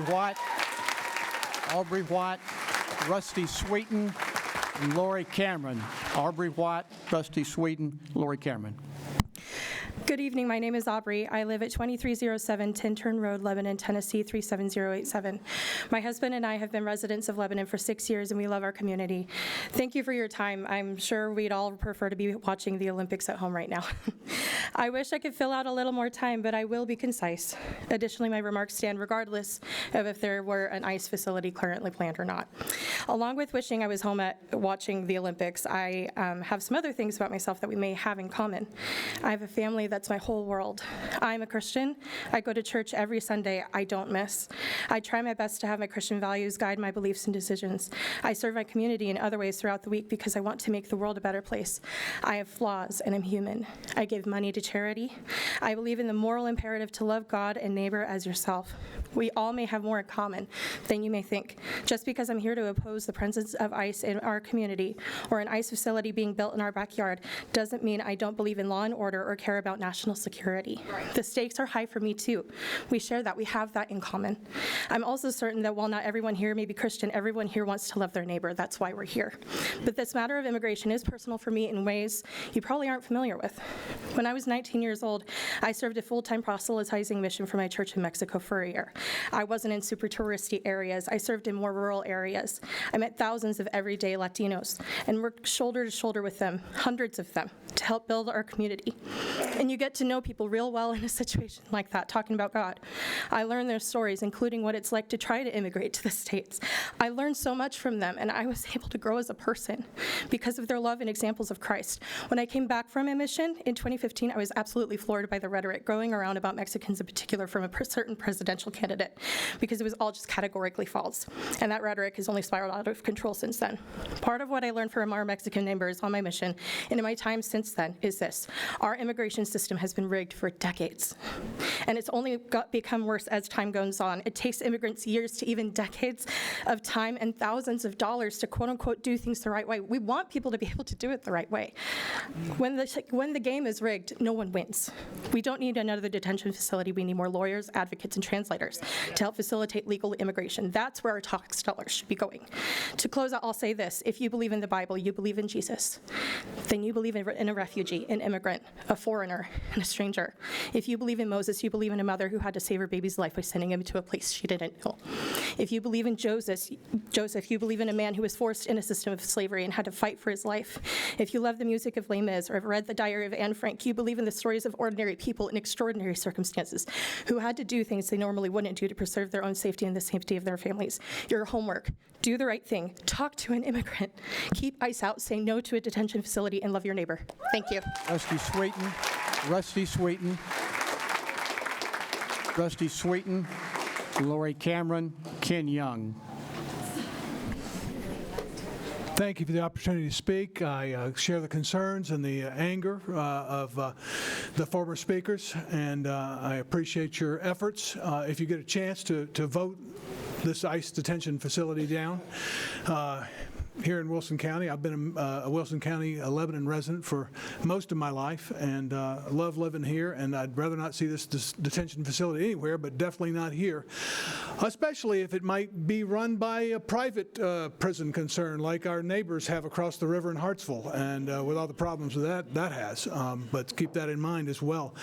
But I appreciate your time and appreciate, hopefully, your efforts to defeat this. Thank you. Thank you, Rusty. Lori Cameron, Ken Young, Nathan Gwynn. Hi, I'm Lori Cameron, 109 Nicholas Circle in Lebanon. I had a wonderful stepfather. What I learned from him is you don't complain about something without doing something about it. That's what led me to contact you, Mayor Hutto, a few years ago, because I was so horribly upset over the racist graffiti on the railroad overpass on Quarry Road. You worked with me. You got it removed. You agreed that there was no place for hate in Wilson County. Let me tell you something else about my stepfather. He was a World War II veteran. He served ahead of the lines. He was a prolific photographer. He sent home things like a napkin, a linen napkin from Hitler's castle. He sent home a Nazi armband. And he sent home photographs from when he liberated the death camps in Germany. Those items have been donated to the Tennessee Holocaust Commission. My stepfather would be telling me today, what are you going to do about it? Are we going to wait until under the cover of darkness, ICE, DHS, who have been so forthright and honest, are we going to wait until, oops, we already did it? Are we going to trust someone at the highest levels of our office in the United States, a president who, as he claims to deport illegal aliens, may I interject that no one is illegal on stolen lands? A president who, even as he spread such hatred against illegals, he turns around and pardons the worst of the worst drug lords. You, each of you, respectfully, each of you are at a pivotal point in your lifetimes. We don't know what's going on because they will not tell us what's going on. You, each of you, must be prepared to be proactive, to do something about it, because this is our home. And just as I learned through my faith, what you do to the least of these, you do unto Jesus Christ. Thank you. Ken Young,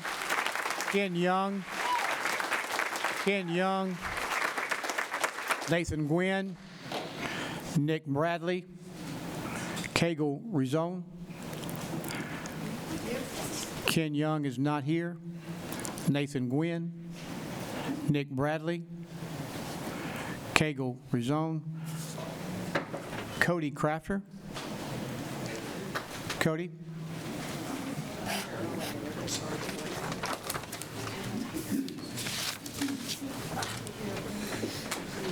Pastor Hatcock, I think, is next, and then Mackenzie Baker after that.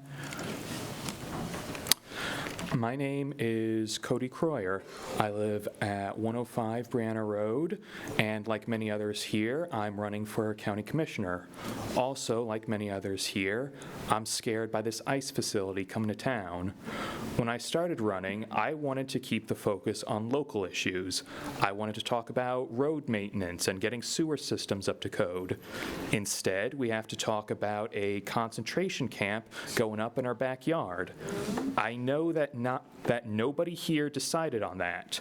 The state has been very high-handed and chose this with no local input, but we can decide on how we respond to this as a community.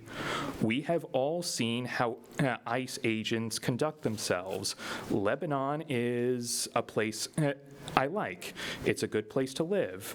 I'm not sure if it'll still be such a nice place with ICE agents running wild all over town. I hope that when the time comes, we can all pull together as a community and do the right thing. Thank you for your time. I yield. Pastor Alley. Pastor Alley. Kinsey Baker. Hello, my name is Pastor Allie Hathcock, and I live at 8825 Crescent Glen Court in Antioch. Every Sunday, Christians across Wilson County, across the world, read from 3 portions of the Holy Scriptures, from the Old Testament, the Gospels, and the remainder of the New Testament. From Leviticus 19:33 through 34, when a stranger sojourns with you in your land, you shall not do him wrong. You shall treat the stranger who sojourns with you as the native among you, and you shall love him as yourself, for you were strangers in the land of Egypt. I am the Lord your God. From Matthew 25:35, for I was hungry and you gave me something to eat. I was thirsty and you gave me something to drink. I was a stranger and you invited me in. From Hebrews 13:1 through 3, keep on loving one another, brothers and sisters. Do not forget to show hospitality to strangers, for by doing so, some people have shown hospitality to the angels without even knowing it. Continue to remember those in prison as if you together were with them in prison, and those who are mistreated as you yourselves were suffering. The word of God for the people of God. Thanks be to God. The pattern we see throughout Scripture, no matter what verse you look at, is this. Number 1, to love God. To number 2, to love our neighbor with no conditions attached. Tonight, the mere fact that we are having to have this conversation shows that we, as a nation, as a state, as a county, have failed to do this. Yeah. When we ignore the effects that this could potentially have on our people, our traffic, our local economy, our infrastructure, our city and county resources, we fail to love our neighbors. When we villainize and dehumanize people who are different than us, people of different races, ethnicities, nationalities, belief systems, and yes, even immigration statuses, we fail to love our neighbor. And if we allow such actions to happen here in Wilson County or anywhere in Tennessee, we are not choosing love, but fear and hate for our neighbor. Growing up, my great-grandmother would dance the Charleston with more joy than you could ever imagine on the church tables in the fellowship hall. But tonight, she and all of our patriot ancestors would be flipping church tables with Jesus. All people must account for the life they have lived, their dying breath. Thank you, Pastor. Let us do better. Kinsey Baker, Shannon Lynch, Nick Pope. Shannon Lynch, Nick Pope. Mackenzie. Hi, my name is Mackenzie Baker. I live at 333 Ellis Lane in Lebanon, Tennessee. I just want to thank you all for allowing us to speak. This is very intimidating, as I'm sure you know. I also want to say that, I wasn't sure when I came in here if I was going to be the only person here standing up for this, so it's really good to see everybody standing up as well. My husband and I moved here to Lebanon almost 2 years ago. When we were trying to decide where to move in Middle Tennessee, we were basing our decision on the best place to raise a family. We chose Lebanon because we love the community here, the feeling of loving your neighbor, supporting local business, safety, and good schools. Hearing that an ICE detention center may be coming to Lebanon shatters all of those reasons we moved to Lebanon. ICE detention centers are not about loving your neighbor or community. It is the exact opposite. If an ICE detention facility comes to Lebanon, my husband and I will no longer want to raise a family here. Please don't allow this to happen to our community. All immigrants are important, and please just don't let it happen. Shannon Lynch, Nick Polk, Sarah Payne. Shannon Lynch, Nick Polk, Sharon Payne. Do I have a Shannon Lynch here? Do I have? It's Sarah, but that's okay. My name is Sarah Payne, and I live on Affirmed Drive in Mount Juliet. Thank you so much for allowing comments and for hearing the numerous perspectives that have been shared today. It is not an easy task to handle the emotions of a community in fear, which is, I believe, the prevailing message that we're hearing tonight. I am a 9-year resident of Tennessee and an 8-year resident of Wilson County.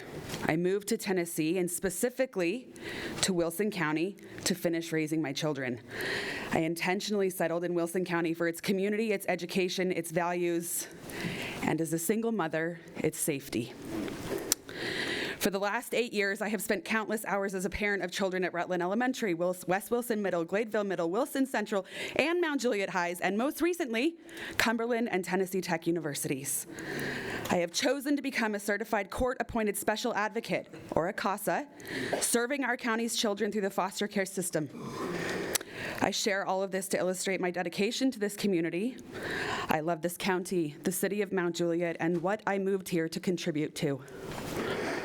A love of my neighbor, the belief that we are better together, and a desire to participate in servant leadership. If you are a leader on this commission, I urge you to remember your own oath to serve this community and all of its members. Any deviation by the commission of those values is not representative of what I expect of our leadership and elected officials. I also come before this commission with an additional perspective, that of a lawful, naturalized American citizen. I took the time and significant expense to become a U.S. citizen because I love what this country stands for: liberty, justice, and the pursuit of happiness. Immigration is a complex and multifaceted issue, and it will require bright minds and open hearts, willing to donate their energy and resources to finding better solutions. I urge the leaders of this county to pause and to ask ourselves if allowing an ICE facility here is contributing to solutions and to the safety of the community that you have been entrusted to be a steward over. We have already seen numerous examples of cruelty, mistreatment, and abuse in other such facilities around the country. ICE has already disrupted our community. I know this because at my last CASA court hearing, I watched as ICE took over our staff room to use it as their holding facility for the day. Is this what Wilson County stands for? Is this the message that we want to send to our fellow Tennesseans, our community members, and our children, my daughter, who is sitting behind me? It is my sincere hope that we can come together to continue building one of the best places to live in Middle Tennessee, shutting out violence, hatred, and exclusion, and welcoming and protecting all who are contributing to our way of life and our values of community, family, and Please kindness. respect the time, please. Thank you. Nick Polk. Hi, my name's Nick Polk. I live in Mount Juliet, Tennessee, and I work in Lebanon. And just like many people here, I want to speak against the possible establishment of an ICE facility in Wilson County. And along with the reasons of cruelty, I've got some practical issues that I think are relevant to why we shouldn't have it here. ICE facilities end up being funded by taxes and then managed by private prison companies that usually receive tax cuts. And ultimately, us, the citizens of Wilson County, will be footing the bill for the facility. This facility will cultivate nothing but negative economic and relational capital in our community. Wilson County is one of the fastest growing counties in Tennessee, as I don't have to remind y'all. And this growth is bringing in business, home buyers, and renters, which means tax revenue to further the development of our infrastructure to meet the needs of our growing community. Not only will this facility cut into Wilson County's tax revenue through its initial development, but make Wilson County less attractive for future businesses and citizens. Additionally, these facilities divide our communities, obviously, making us worse neighbors and therefore a worse place to live. This facility is nothing but a place to sweep away the mess that ICE has made in its unorganized and bloated management, meaning that we, the citizens of Wilson County, will be the ones to have to deal with the collateral damage and fallout of this facility, not DHS or the federal government. Lastly, ICE presence fosters violence, whether perpetuated by its agents or in facilities or those who oppose it, meaning a less safe place to live, work, play, and raise children. Fear and violence is the only net gain Wilson County will receive if this facility is built. Please do everything you can to preserve the safety and well-being of our community and neighbors, and I join many of my neighbors in asking to make a statement, the political words escaping me, a resolution denouncing it and taking it a step further and asking for the complete and total abolition of ICE in general. Thank you. Shannon Lynch. Shannon Lynch. Shannon Lynch. Are you Shannon Lynch? No, but me and him were part of the first 15 people here. Him and I were. So we want to speak. You will get to speak. I'll call your name out just as soon as I get to it. I promise you. Through all of them? Yeah, I ain't been to all of it yet. No, ma'am. I'm still working through them right now. Do I have a Shannon Lynch? Do I have a Shannon Lynch? Nope. Trinity Eskew? Trinity Eskew? Come on, please. Heather Wissinger's next, and then Colleen Plummer. And ma'am, I have a whole another page, so you will be here, I promise. Go ahead. Hi, my name is Trinity Askew. My address is 1350 Hazelwood Street in Murfreesboro, Tennessee. And a lot of the things that I will be addressing, of course, have been touched on already in some detail, but I just want to reiterate, whatever you guys can do, whatever loophole you can find, how much pressure it will take to make sure this does not happen here at detention center, please do so. Because I want you just to really, really consider how this will affect the children that get involved into these situations. I get it. The opinions you may have of the adults in these situations, but the children do not have a choice. As a on and off early childhood educator of 2 years, I have lots of knowledge on what aids a child's development and growth.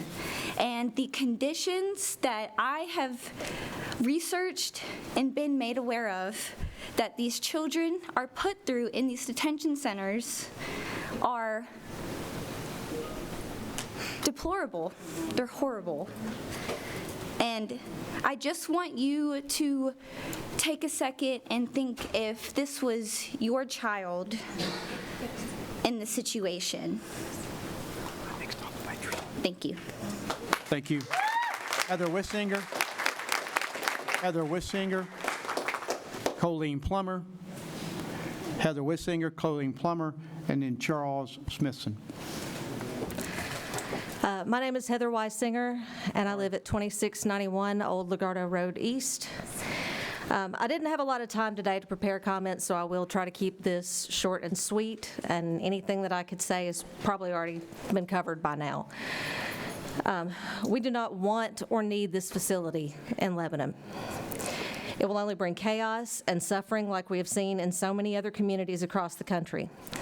The details of the economic growth that ICE claimed this facility would bring seem inflated and were not really substantiated in any way. Bringing this facility here would destroy the family-friendly image of Wilson County and discourage people from moving here. People who would actually make a positive contribution to the community. I was raised here in Lebanon and have lived here most of my life. My grandparents lived right across the street from this courthouse on the corner of Cedar Street. I remember many times as a kid standing out on their front porch and looking over here and seeing the courthouse standing tall and proud. Flags out front flying in the breeze. But never in a million years would I have dreamed I'd be here speaking out against something like an immigrant detention facility coming to Lebanon. My grandfather fought in World War II to liberate people from oppression, not to see it brought to his own backyard. I came here tonight not only to honor his service, but also to make sure my kids have a better future and don't have to keep fighting the same battles that we're fighting right now. I ask the County Commission and all local elected officials to take our words tonight to heart. We have overwhelmingly expressed we do not want this here.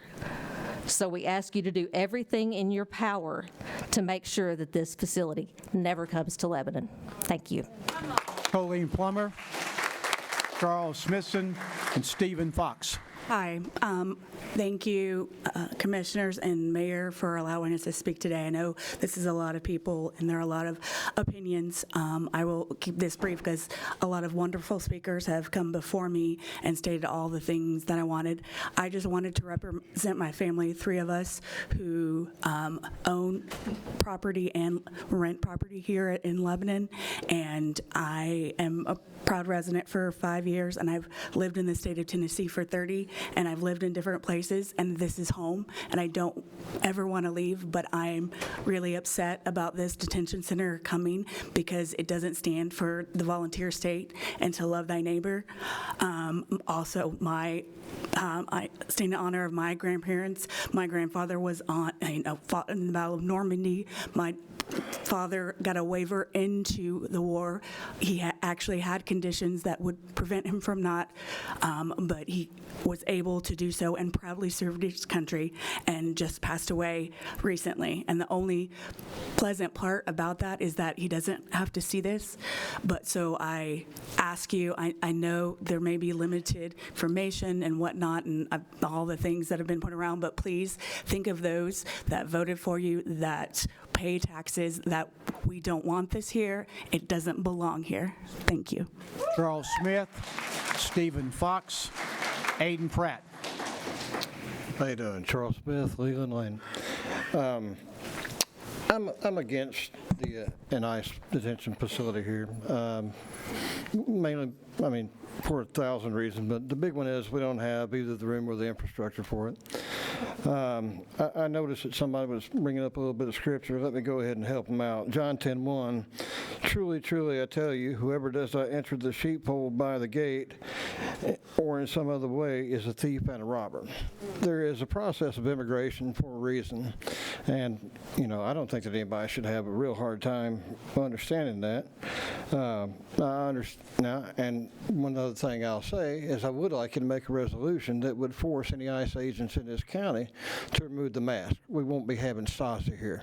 I'm hardcore against that, okay? One thing I noticed with some of the students and some of the people in other cities getting just a little bit rowdy, and it has been a widely spread bad rumor that there is a right to protest. There's not. There's a right to peaceful assembly and to redress grievances against the government. That doesn't mean being a clown and standing in the roads, blocking sidewalks, blocking entrances to business, blocking entrances to homes. It doesn't mean being so loud that you can't conduct business. It doesn't mean being so loud that you disturb people in their homes. As it says, peaceful assembly. That's about all I got. Y'all have a good night. Thank you. Stephen Fox, Aiden Pratt, Sydney Ware. Other countries may seek to compete with us, but in one vital area, I'm Stephen Fox, 4710 Veneto Street in Mount Juliet. Other countries may seek to compete with us, but in one vital area, as a beacon of freedom and opportunity that draws the people of the world, no country on earth comes close. This, I believe, is one of the most important sources of America's greatness. Ronald Reagan said that in 1989. Since then, the perspective has shifted dramatically. Donald Trump, Kristi Noem, and the unelected advisor to the president, Stephen Miller, have turned the misdemeanor of illegal immigration status to one of the most serious crimes in the nation. The rapid expansion of ICE agents has been reckless, inadequate, and catastrophic. American citizens have been brutalized and in some cases killed by federally accredited bullies. Our federal government has lied to our face about these deaths while demanding we shut up and fall in line. In times past, ICE worked closely with regional law enforcement to locate and apprehend illegal immigrants engaging in criminal activity. This type of collaboration is critical. Criminals do not self-identify. Without evidence and the aid of local police, it is nearly impossible to differentiate between individuals who are citizens, legal immigrants, illegal immigrants, or anyone along the spectrum. As a result, the massive new ICE force filled with inexperienced agents assigned with daily quotas, has no clue how to determine who is and isn't illegal. So they brutalize the community like bullies and vigilantes. The result has been a less effective and more abusive ICE than those under previous administrations, even Democratic ones. Look it up. Results aren't the point, though. Submission is. Tennessee government has already failed its people in pursuit of Donald Trump's approval. Our voter rolls have been surrendered to a federal government with no right to them. Our governor has cowered before this administration at every turn. And now, Stephen Miller's pet project of a modern-day concentration camp in our backyard, filled to the roof with immigrants, warrantless door-to-door searches, masked paramilitary forces on our streets, elimination of due process. This is what we accept when ICE is welcome in Wilson County. The time has come for all of us to decide what is important. Will we resist a federal government bent on stripping away our inalienable rights? Will we put country above party? Will we stop kissing the ring of federal government determined to oversee local elections, cage neighbors without trial, and protect those who would abuse children? Or are we dedicated to the idea of a king and his court scrubbing away illegal immigrants? Are we willing to abandon decency and every other principle this country claims to embody and is exemplified by its Statue of Liberty? And I have one last statement. For those of you who still align with Donald Trump, who still, without shame, align yourselves as Republicans, what the hell are you doing? Please do not cuss in here. Thank you. Aiden Pratt.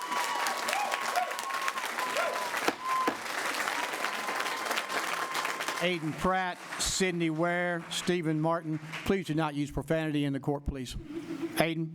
Good evening, Commissioners. My name is Aiden Pratt, and I live at 502 Fairview Avenue in Lebanon, Tennessee. I'm here tonight because not only am I a community member, I'm a candidate for Wilson County Commission District 19. Wilson County deserves leaders who will protect our community, not leaders who will open the door of fear and federal violence. I've been to Minneapolis. I saw firsthand what happened when ICE comes into a city with militarized force, what happens when terror is brought into communities, and what happens when fear is spread throughout everyday people. How even peaceful observers can be met with fear, force, tear gas, and intimidation. National news has documented these aggressive tactics and the protests that followed, and the human life has been riddled. We know of 2 U.S. citizens fatally shot by federal agents there. Renee Good, a mother out of her community, and Alex Preddy, a nurse trying to help a woman at a protest, both killed during Operation Metro Surge. But the list of people whose lives have been lost in ICE enforcement reaches beyond those 2. Lives have been taken inside detention, medically compromised, in custody, or lost while detained across the country. Among them are Renee Good, Alex Preddy, Jean Brutus, Keith Porter, Jose Rivera, and Miguel Garcia. These are human beings, sons, fathers, mothers, workers, and neighbors, not statistics. So tonight I invite everyone in this room to say their names with me. Renee Good, Alex Preddy, Jean Brutus, Keith Porter, Jose Rivera, Miguel Garcia. These names represent real lives that were cut short in the context of federal enforcement and detention policies. And make no mistake, if a facility like this one is being proposed comes to Wilson County, these stories will no longer feel distant. They will become of our lived reality. You are elected to serve the people of Wilson County. You answer to us, not the other way around. The families, the workers, the students, and your neighbors, not to federal agencies or distant bureaucrats. We do not want ICE here. We reject it, quite frankly, and we will not take no for an answer. And that includes Sheriff Bryan, who has continuously partnered with these Nazis. Please talk to the... Thank you.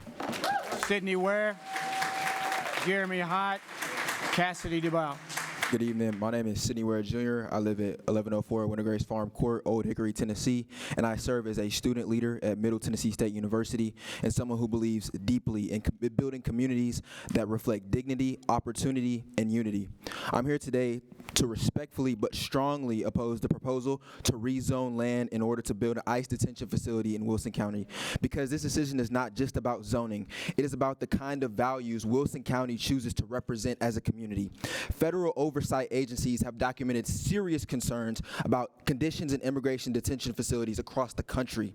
Reports from the Department of Homeland Security's Office of Inspector General have identified violations of detention standards, including issues related to medical care, safety conditions, and treatment of detainees. The U.S. Government Accountability Office has also reported that immense improvements are needed to ensure detention environments are safe and even humane.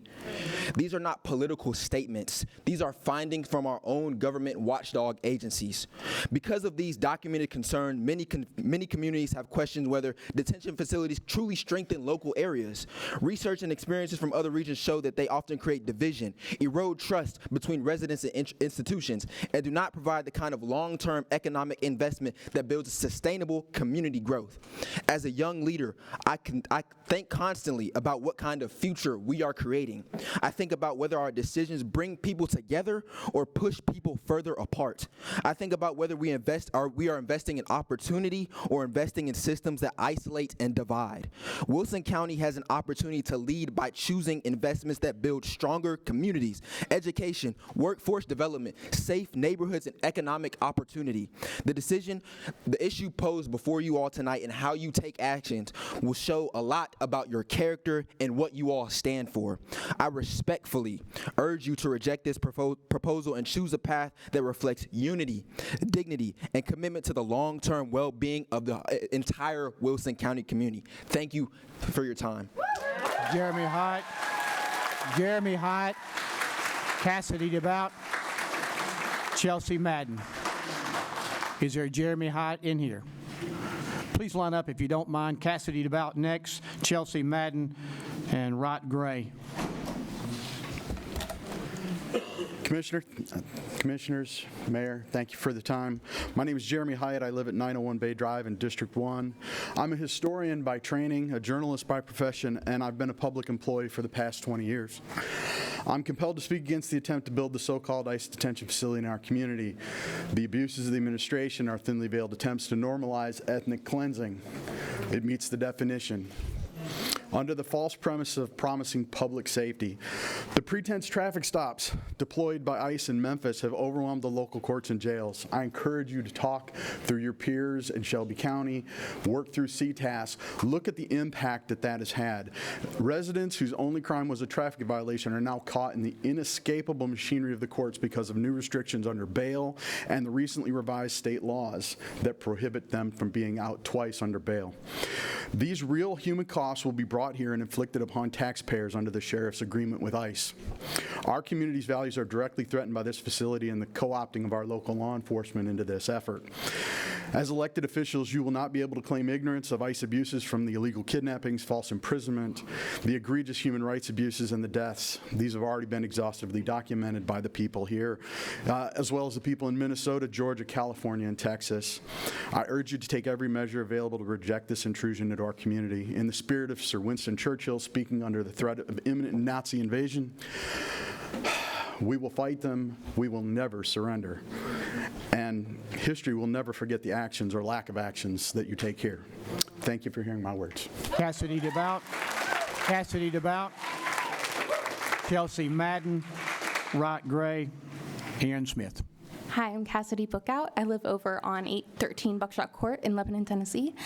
Sorry if I quaver. I'm not good with crowds and there's a lot of eyes here. I'm somebody who has family that is Native, family who's from the Middle East, family that fought in World War II, and all I ask is, we have a very big group of Kurdish people here in Middle Tennessee, the biggest in the entire world, actually. I ask that whenever we act, that we think about them, and we think about their families, we think about our neighbors. I have Latin neighbors. I have one who has a little boy who looks just like Liam, and that is all that I saw when I saw him. My dad moved us up here from Florida when I was really young, and I'm not gonna lie, I was kind of fighting him on it whenever we first moved here. I didn't really like Tennessee, but since having moved here, I have felt so much love, so much care, so much friendliness. When I learned that we were called the volunteer state and why, I felt represented by that, and I felt like I had a home here in this country. And I just ask that we not let anybody else have to flee another genocide if we can, and that when we act with that volunteer spirit that I believe that our state should represent. That's all. You got it, baby. Thank you. Chelsea Madden, Wright Gray. Chelsea Madden. My name is Chelsea Madden. I live at 19 Hamilton Station, Lebanon, Tennessee. I've been a resident of Wilson County since 2020. I've lived in Tennessee my whole life. I can trace my ancestors to 1700, being original settlers here. But before that, they were immigrants fleeing British Isles and Germany due to instability, violence, and economic hardships in their homelands. I'm here today in opposition of ICE detention centers. I come from a long line of people who advocated for civil, human, and women's rights. My favorite is Anna Eleanor Roosevelt. I believe ICE detention centers are a violation of human rights and civil rights due to their inhumane conditions and treatment. Last year, 32 people died in ICE detention. These are facts. Conditions are abusive and include lack of medical care, sexual assault, extensive solitary confinement. People die from seizures, heart failure, strokes, respiratory failure, tuberculosis, or suicide. I call this abuse. I'm ashamed of everyone who is for this. It costs taxpayers $152 per day per person. The system is now working toward indefinite detention, stripping the right of a bond hearing. 62% have no attorney, as there is no right to government-funded legal representation in civil immigration cases. Not to mention, it creates a climate of fear in communities, and in some cases, U.S. citizens have been wrongfully detained or arrested based on racial profiling. In the death of Renee Nicole Good, mother of 3, Alex Preddy, an ICU nurse, both who were American citizens. The humanitarian approach is to release people to their families while their cases are processed. This is 2026, and there is no room for anything but a humanitarian approach. I'm sick of watching our children and communities be engulfed in fear because of ICE, who follows no due process. They are masked thugs, and this cannot be tolerated. We all come from immigration somewhere down the line. Immigrants add to our communities, not take. ICE is a racist and lawless approach, and it must stop now. Creating fear only creates division, and what will we become if we allow that? This is not the example we should be setting for our children. The only way to be better is do better. We are in an important moment in history, and I've always loved the diversity of this state. I wouldn't be who I am today without diversity. People of a different background are to be celebrated, not rated. They are not a threat. They are not animals. They are human beings, same as you and me. I look at my children and have no idea where their futures land, because this will affect all of us. And to think it doesn't is pure ignorance. Furthermore, ICE does not reflect our values and only causes harm, no good. Relevant quotes from my ancestor, Anna Eleanor Roosevelt: "It is not fair to ask of others what you are not willing to do yourself, and hate and force cannot be in just a part of the world without having an effect on the rest of it. I ask you to evolve and not return to barbaric ways. ICE out of our communities, human rights for all, God is watching, and Sahasin." Thank you for your time. I appreciate you. The other two didn't want to let us, and it shows me exactly you're the type that needs to be in the role that you're in, because you allowed us to speak. So I really do thank you for that. Wrights Gray, Ian Smith, and Ron Oster. Hi, my name is Winter Gray. My bad. About that. Handwriting's bad. I am at Quarry Road in Mount Juliet, Tennessee. I don't really remember the district number. And I apologize in advance. I forgot my phone in the car. So we're going to go a little off the cuff here. I was born in Sumner County, in Gallatin, Sumner Regional Medical Center in 1988. I have been between here and there my entire life. It's really interesting that I can say that I came from a different county and there is no issue, but if I were to say I came from a different country, everything gets harder. I want you to scale yourselves down a little bit. States, countries, all that. We'll go small. Would you want, let's say, somebody from Smith County to come here into Wilson County and deal with the issues that people who are coming from Mexico and everywhere else that are being dealt with by ICE? Would you want that to happen to people who you probably know as neighbors? Would you want to deal with the perspective of that? Because That's all it is bigger. Yeah, we have to deal with passports, and we have to deal with all the laws, and we have to deal with all of those changes and all of those legalities. But someone earlier did say, no one is illegal on stolen land. That is true. But the other thing that stands is we had a big issue at some point about the Gulf of Mexico or America or whatever you want to call it, but Mexico is not an English word. It is a Nahuatl word. It's a Yuta Aztecan word. Utah in that being the native tribes in the place we know as Utah. So we use a indigenous word to talk about illegal people. That should be something that you know. If you didn't, happy to teach. As it stands, I know where I came from. I can go all the way back 15th century. Thomas Godwin, Captain Virginia Colony. Prior to that, England. There are people being detained by ICE who are more native than me. That's it. Alan Smith and Ron Austria. Alan Smith and is Ron Austria here? Please line up if you are. Thank you. Good evening. My name is Ione Smith. I've been a Tennessean since 1969, and I've lived in Wilson County on Spring Creek Road since 2008. So I'm a longtime local property owner and member of the community. Everyone should oppose this planned detention center, regardless of their party affiliation or political leanings. First, ICE is promising that a detention center will bring economic benefits to our area. But look at their record. They aren't even paying their own agents. We are seeing more and more complaints from ICE agents who aren't receiving their bonuses or even their base salaries. And multiple ICE officers have been caught lying under oath in courts and on reports. And we can't even get a straight story on this proposed prison.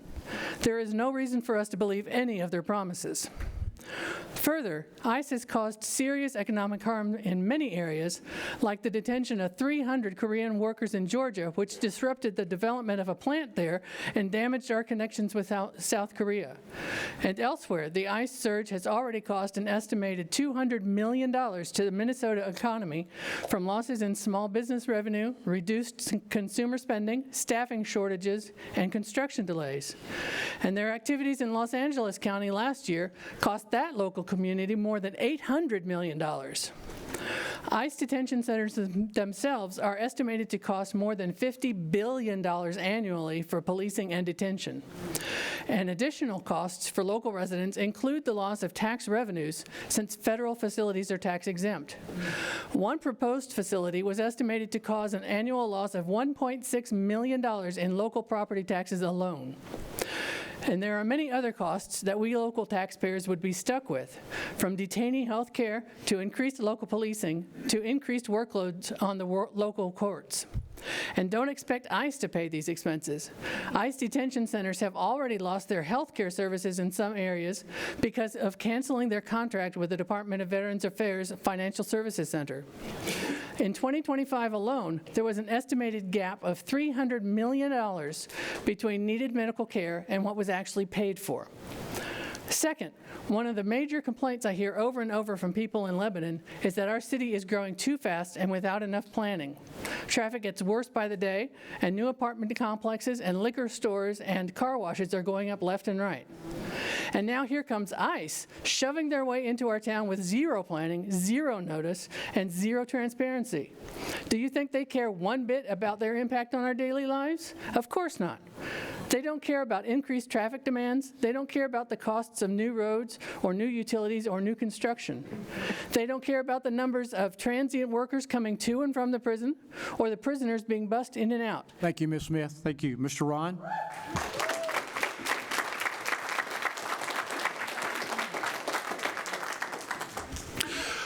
Mr. Mayor. Everybody would pay attention. Could the council people pay attention Yes, please. instead of doing homework?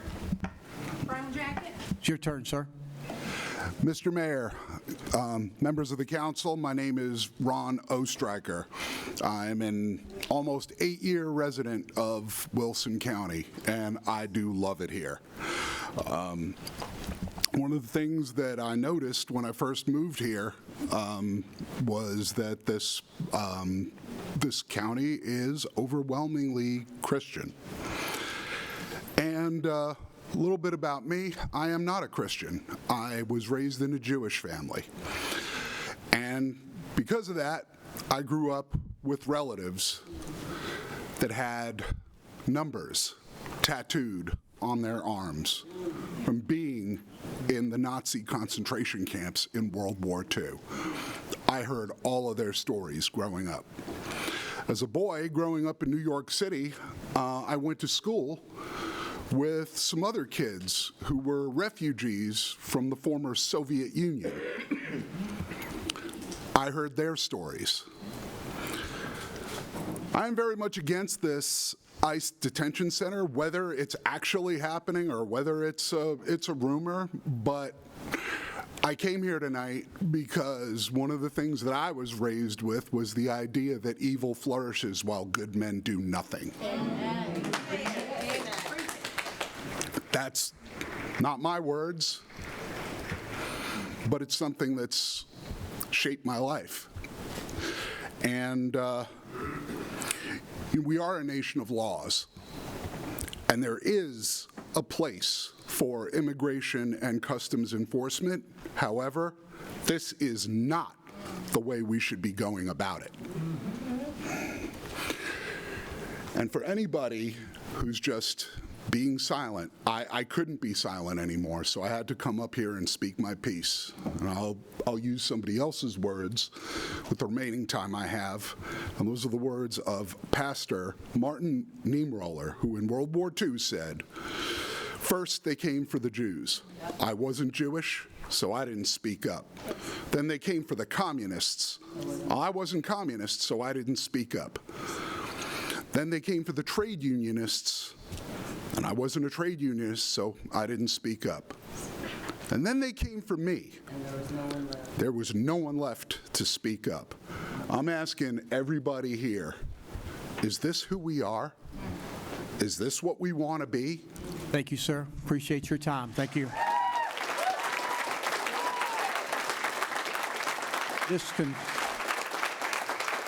This concludes our public comment time. Everybody have spoken. We do have business now to take care of here in the commission meeting, so if you would exit quietly, if you want to stay, you're welcome to, but we will get to a business that we have here. So we close public comment. I'll go to the report from the steering committee. Commissioner Fields. On Thursday, February the 5th, in the upstairs conference room. A copy of those minutes are in your packet. I move that they be received and filed. All right, second. Any discussion? All in favor say aye. Aye. I think they want to get through the honoraries before we can take a break. I understand everybody wants a break, but they got some back here, so that's what I've been instructed. But if you overrule me, Mr. Glover, I'll be glad to go that route.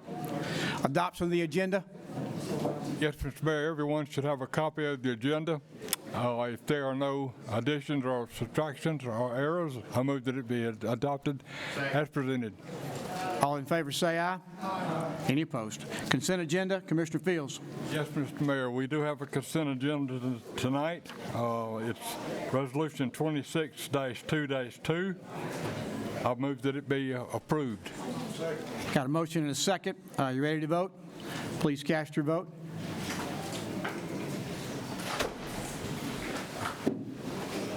Commissioner Costley?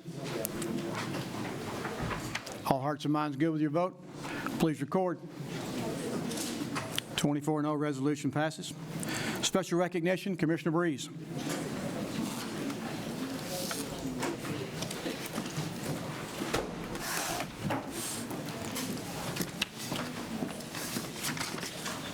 Good evening, everyone. I want to apologize for stepping out while some of you were speaking.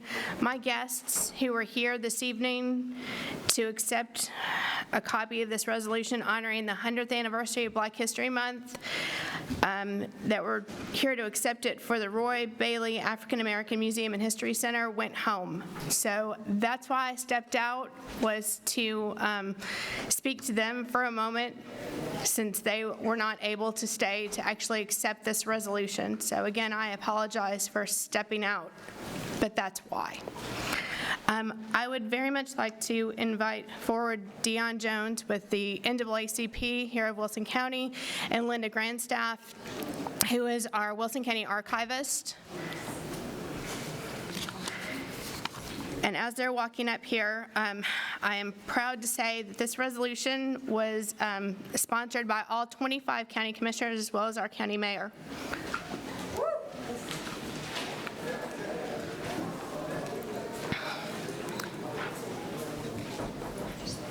So if you would just stand here and here.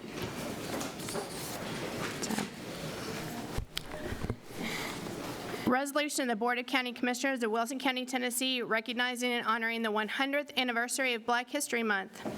Whereas 2026 marks 100 years of honoring the contributions of Black Americans, and whereas what started as Negro History Week in 1926 developed into Black History Month by 1970. And whereas there have been thousands of Black Americans who have contributed to the history of Wilson County. And whereas perhaps one of the most well-known was W.E.B. Du Bois, one of the founding members of the NAACP, who, according to his book, The Souls of Black Folk, written in 1903, makes reference to his time teaching in rural Wilson County near Watertown.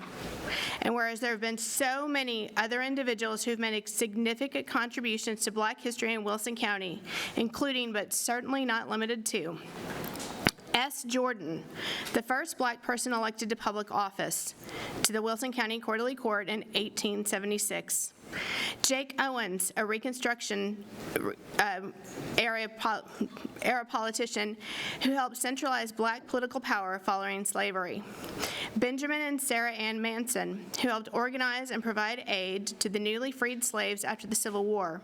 Benjamin Manson also served as an AME minister. A.C. Wharton, a community leader and owner of a grocery store whose son, A.C. Wharton Jr., served as mayor of Shelby County and mayor of the city of Memphis. J.R. Inman, who helped found the Wilson County Colored Teachers Association and played a key role in recruiting Black teachers to the area. Fred B. Baston, who served as principal of the Black Division at Castle Heights School. Reverend Cordell Sloan, who led efforts to have Wilson County schools desegregated in the early 1960s. William M. Menier, also known as C.L. Menier, a World War I veteran and law enforcement officer for both the Wilson County Sheriff's Department and the Lebanon Police Department. LPD headquarters is named in his honor. Fred Burton, a radio DJ for more than 40 years, who also served as a City of Lebanon councilman for 30 years. Harry Watkins Sr., Ed C., and Robert Stokes, who rechartered the Wilson County Civic League. Johnny Q. Crudup served as on the Martin Luther King Task Force in Wilson County and was the president of the local chapter of the NAACP and received the President of the Century Award in 1999. Esther Hockett graduated from Wilson County High School in 1959, attended college at Tennessee State University, and returned to Wilson County as an educator and librarian for nearly 60 years, spending 6 years at Wilson County High School and the rest of her career at Mount Juliet High School. Johnny Payton, one of the first students to integrate Lebanon High School, who went on to be a longtime teacher in Wilson County schools, president of the Lebanon Education Association, and later served on the Wilson County Board of Education. And Ms. Mary Harris, who was here this evening but wasn't able to stay, president and chair of the Wilson County Black History Committee, who works to restore Pickett Chapel and preserves the contributions of the many Black citizens in the Roy Bailey African American Museum and History Center. Whereas as we mark the centennial of what grew from Negro History Week into Black History Month, it's important to note from its inception, Black History Month has served as a powerful declaration that Black history is American history, with Wilson County and its Black citizens playing an important and historical role. Now therefore be it resolved by the Board of County Commissioners of Wilson County, Tennessee, that on the 100th anniversary of Black History Month, we recognize and honor the significant contributions made by many and present an official copy of this resolution to the Roy Bailey African American Museum and History Center, which will be done after the fact, the Wilson County Archives, and the Wilson County chapter of the NAACP. All in favor, say aye. Aye.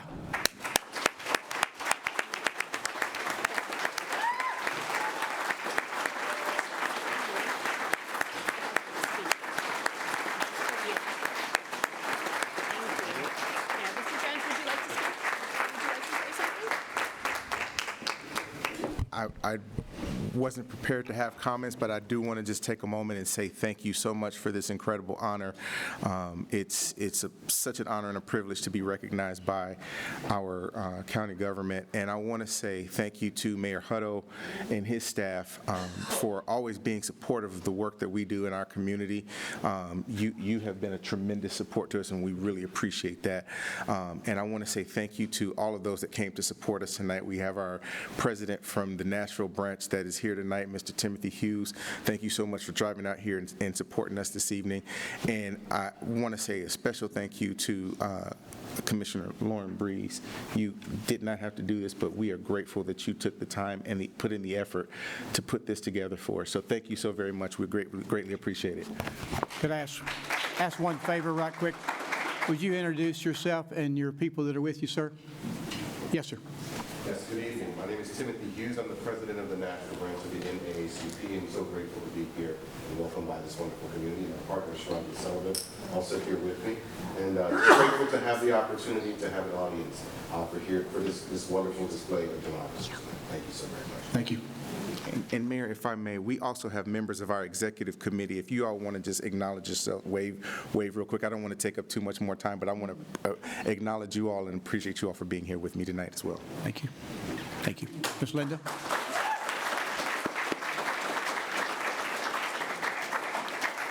Well, this is an honor to get this for the archives, Wilson County Archives. I've worked with a lot of black families, a lot of white families, and other families doing their research, and we've got some of the nicest people in our community, and I see them all the time, and so it's just an honor for me to take this back to the archives. Thank you. Thank you. Thank you, Ms. Linda, for your work. Thank you. Thank you. Thank you for the work that you do in the archives. We really appreciate that. We're the best in the state, I believe. Commissioner Evans, for 4-H, not going to do it tonight? They're March. They've asked to go to March.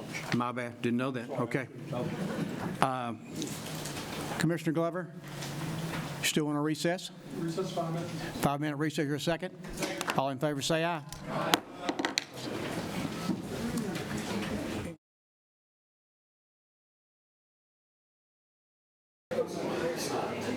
I'd like to call to order, back to order the County Commission meeting.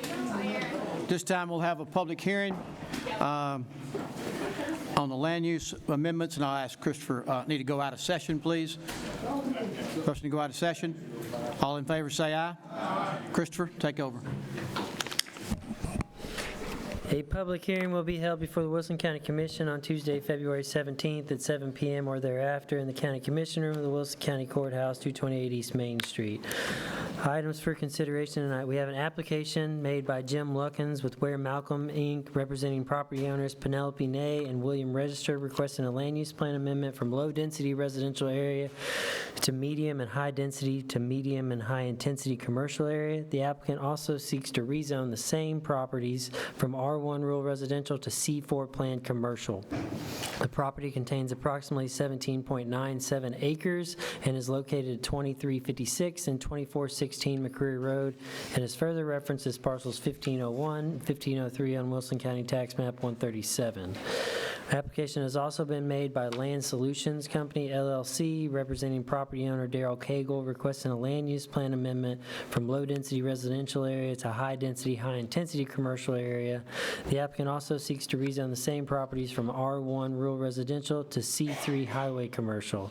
The property contains approximately 2.83 acres and is located on McCreary Road, and is further referenced as parcel 36.14 on Wilson County Tax Map 137. Also for for public hearing tonight are 2 resolutions. The first one being amending the Wilson County zoning ordinance regulating accessory detached dwelling units and how they are defined, and a resolution amending the maximum height of principal and accessory structures. Although a copy of all these requests are on file in the Wilson County Planning Office, anybody wishing to speak is motion to attend. Anyone here wishing to speak on either one of these properties tonight may step forward, state your name and address for the record, or the rezoning on the accessory dwellings definition. Yeah, excuse me. Yeah, thank you, Commissioners. Appreciate your time this evening. My name is Dave Poquette, and I work for LBA Logistics, the developer of the Crossroads rezoning application on Logistics Drive. The applicant is Jim Lukens here with me from Ware Malcolm, and the properties are owned by the Ney and Register families. Our application was deferred by the Commission during the December meeting, and we decided to defer again in January to study potential improvements at the intersection of Logistics Drive and Couchville Pike. With Commissioner Haskell and a Hobbs guidance, we came up with the following proposal, which is attached to our application. With the county's approval of the rezoning application, the developer will commit to placing $75,000 for the county's use to make improvements at the intersection of Couchville Pike and Logistics Drive. The developer's contribution is to be funded into an escrow account prior to picking up any building permits for the development. The appropriate language regarding the escrow agreement is to be created with the assistance of the county's legal representative and an agreement with the developer. An escrow account can be set up with a third-party title agency and will have a 3-year life commencing with the developer's initial payment of $75,000. Funds contributed by the developer are to be returned if not spent on improvements at the intersection within a 3-year time frame. With this proposal in place, we kindly request your support for our rezoning application. Thank you. Anyone else wishing to speak? Jim Lukens, the applicant, 3401 Mallory Lane, Franklin, Tennessee. We're in agreement with the staff comments plus the addition of the escrow. Thank you. Anyone else wishing to speak? Please step forward, state your name and address for the record, please. Nick Bradley, 2925 Berry Hill Drive, Nashville, Tennessee. Just here to speak on the Cagle property rezone. Just here if the County Commission has any questions. Thank you. Thank you. Anyone else wishing to speak? Thank you. Sean Smith. I live at 163 Ligon Road in Lebanon, and I'm here about the what I'm calling the mother-in-law suite or the thing. And I just want to say that I've heard a bunch of talk about it, and my mother-in-law had to move in with us because my father-in-law died, and we have a 2,000 square foot house. It's not a huge house, but but at 600 square feet, I can't build her a house. It's actually more expensive to build a 600 square foot house than it is an 800 square foot house because they don't want to come build it for that cheaper price. But all the rules that are already here, really all we're talking about is increasing the square footage because all the laws are already on the books. It's 1 bedroom, 1 bathroom, 1 kitchen. That's it. You can't have more than that. You have a setback, and it's so like if you're talking about little properties like a 1/4 acre lot or something like that, you have a setback already. They can't build it too much, and you have a 35%. It has to be can't be more than 35% of a dwelling. So if it's a 1/4 acre and you have a 3,000 square foot house, you can't even probably build it at 700 square feet because it has to be under that 35%. The other one would be, and the biggest one is you have to have a septic plant. So if you don't zoned and you don't have an extra septic system or a thing to be able to do it, you can't build it again. In my situation, I have 5.5 acres. I have 3 bedroom, and I have a perk site for 4 bedroom. So I'm just trying to build something for my mother-in-law.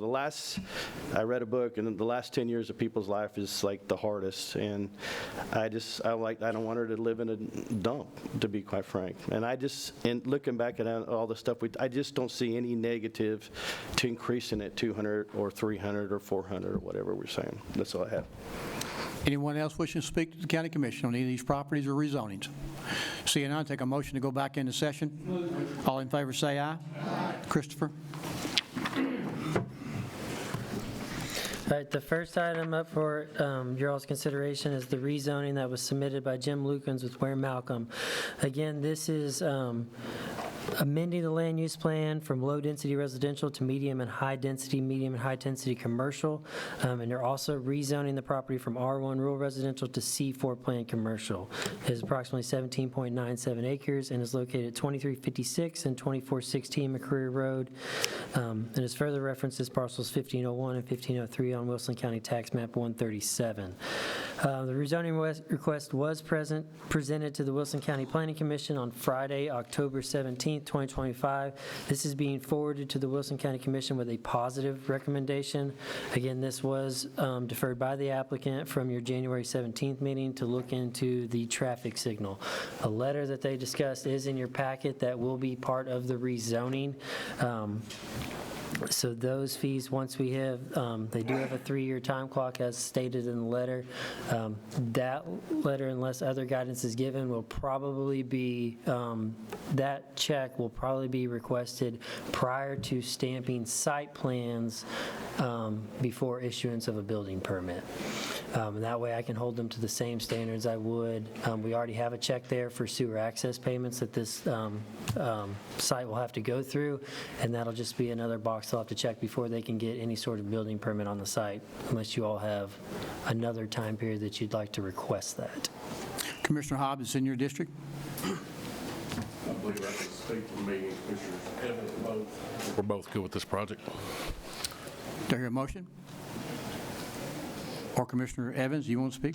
Nope. I did have a question, Christopher. The escrow account that he described, that was not exactly what we had talked about, was it? What part of it?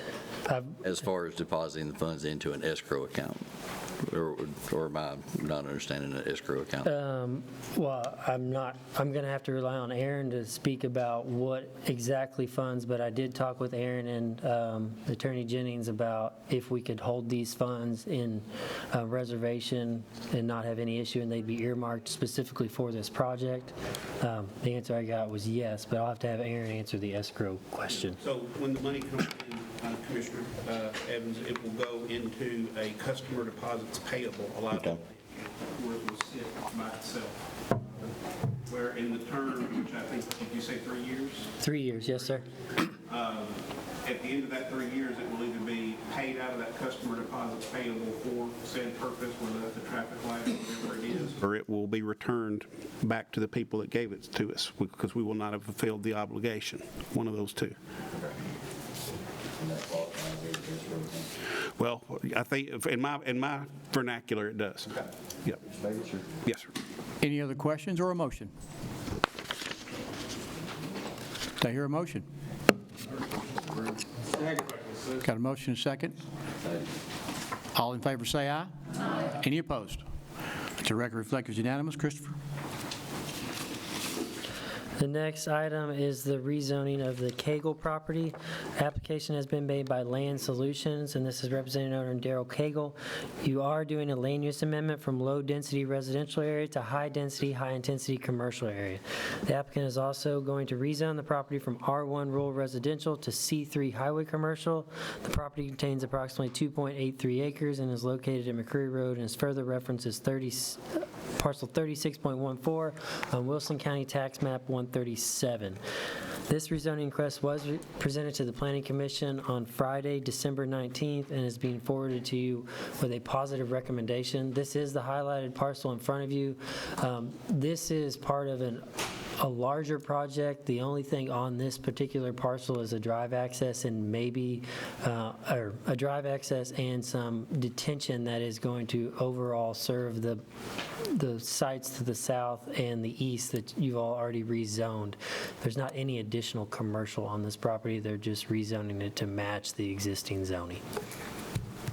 Commissioner Hobbs, it's in your district, I believe? Yeah. It's on my side of the road, but it's right on me in Haskell again. Of course, every month, me and him both are going to have one.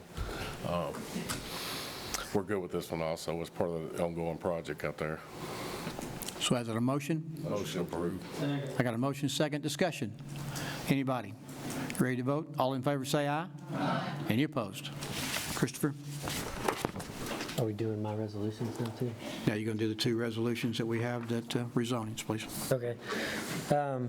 First resolution before you is a resolution to propose amending the Wilson County zoning ordinance, amending the detached dwelling unit and how it is defined. The biggest articles this is just the detached portion of this section. The changes from 600 square feet currently up to 1,000 square feet, and there's redefining the definition to specifically identify one bedroom or sleeping quarters area, one full bathroom, and one accessory kitchen, and then one living/dining area. That language was put in there because we had some people abusing the existing definition. We had some that were going in with offices or half baths, and I don't think that was ever the intent of these. This was presented to the Planning Commission on December 19, 2025, and it does have a positive recommendation of approval. I have been asked by the Planning Commission at my January meeting. They have had second guesses or reservations on that positive recommendation just due to the size requirement that is in there. Some members feel that 1,000 square feet may be too generous in that regards, but that is not part of the motion. I was just asked to present that to you. I can elaborate on that if you have any other questions about what was said at that meeting. Commissioner Breeze? I'm sorry, I got a motion to approve and a second. Now we have discussion. Commissioner Breeze? I just have a question. Being that this actually applies to A1, A2, R1, and R2, and obviously there's lots of different lot sizes involved there, my only concern is that with the smaller lots for R1 and R2, trying to put 1,000 square feet, I know the gentleman discussed this, but I wanted to clarify with you and make sure that we're not going to end up with 1,000 square foot accessory dwelling on top of, a quarter of an acre or less, correct? We have a lot coverage rule of 35%. So if you have a 10,000 square foot lot and that would allow 3,500 square feet of footprint coverage from structures. They could go multiple stories, so that's not going to count. But if you would allow 3,500 square foot in structures that cover the ground on a 10,000 square foot lot to make it completely clean.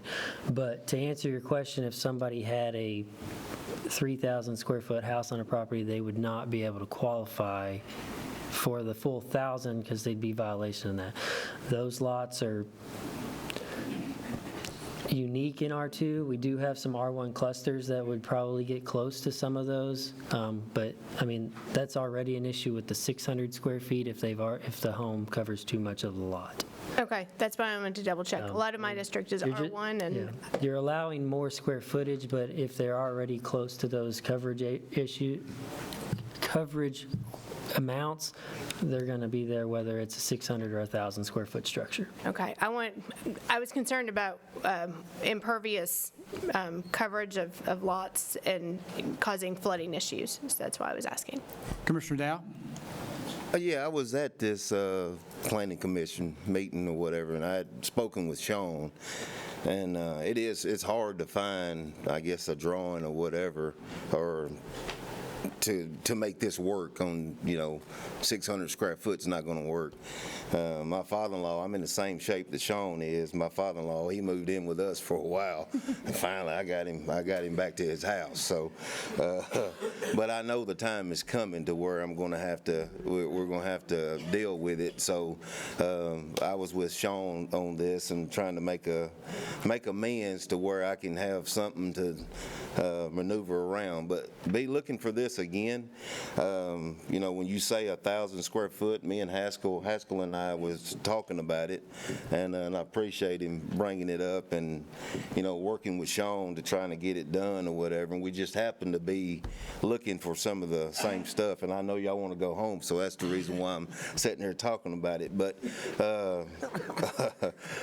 you're probably going to see this again because I do think 1,000 foot is probably, I know it's not on the table and we can't do anything about it. We have to vote for what's on in front of us, but I do think 1,000 foot may be a little bit excessive. And I think I said that at the planning commission with. It is. But it's a little bit of set, and I think that's what their reserves are. Yep. That it was a little bit big. So I say I make it. Well, somebody's done made a motion to pass it or whatever. I say we pass it, and then maybe I don't know how that works. We may go back and amend it if it starts getting array. I don't know. Thank you. Commissioner Hall? I'm just wanting to get some clarification. You were talking about the 35% of the coverage of the lot size. That's just the footprint of the structures, correct? Like, so they could have, if they have, say, 3,000 square foot house on a 10,000 square foot lot, they could still build a 1,000 square foot structure if they only have a 500 square foot footprint. Is that correct? Yeah, you could make it its footprint, so it could be a two-story. Two-story, 500 per. Be an interesting ADU, but Yeah. yes, Okay, but theoretically. yes. Okay. It's footprint coverage, not square footage. Okay, thank you. Seeing no other questions, are you ready to vote? All in favor say aye. Any opposed? Christopher?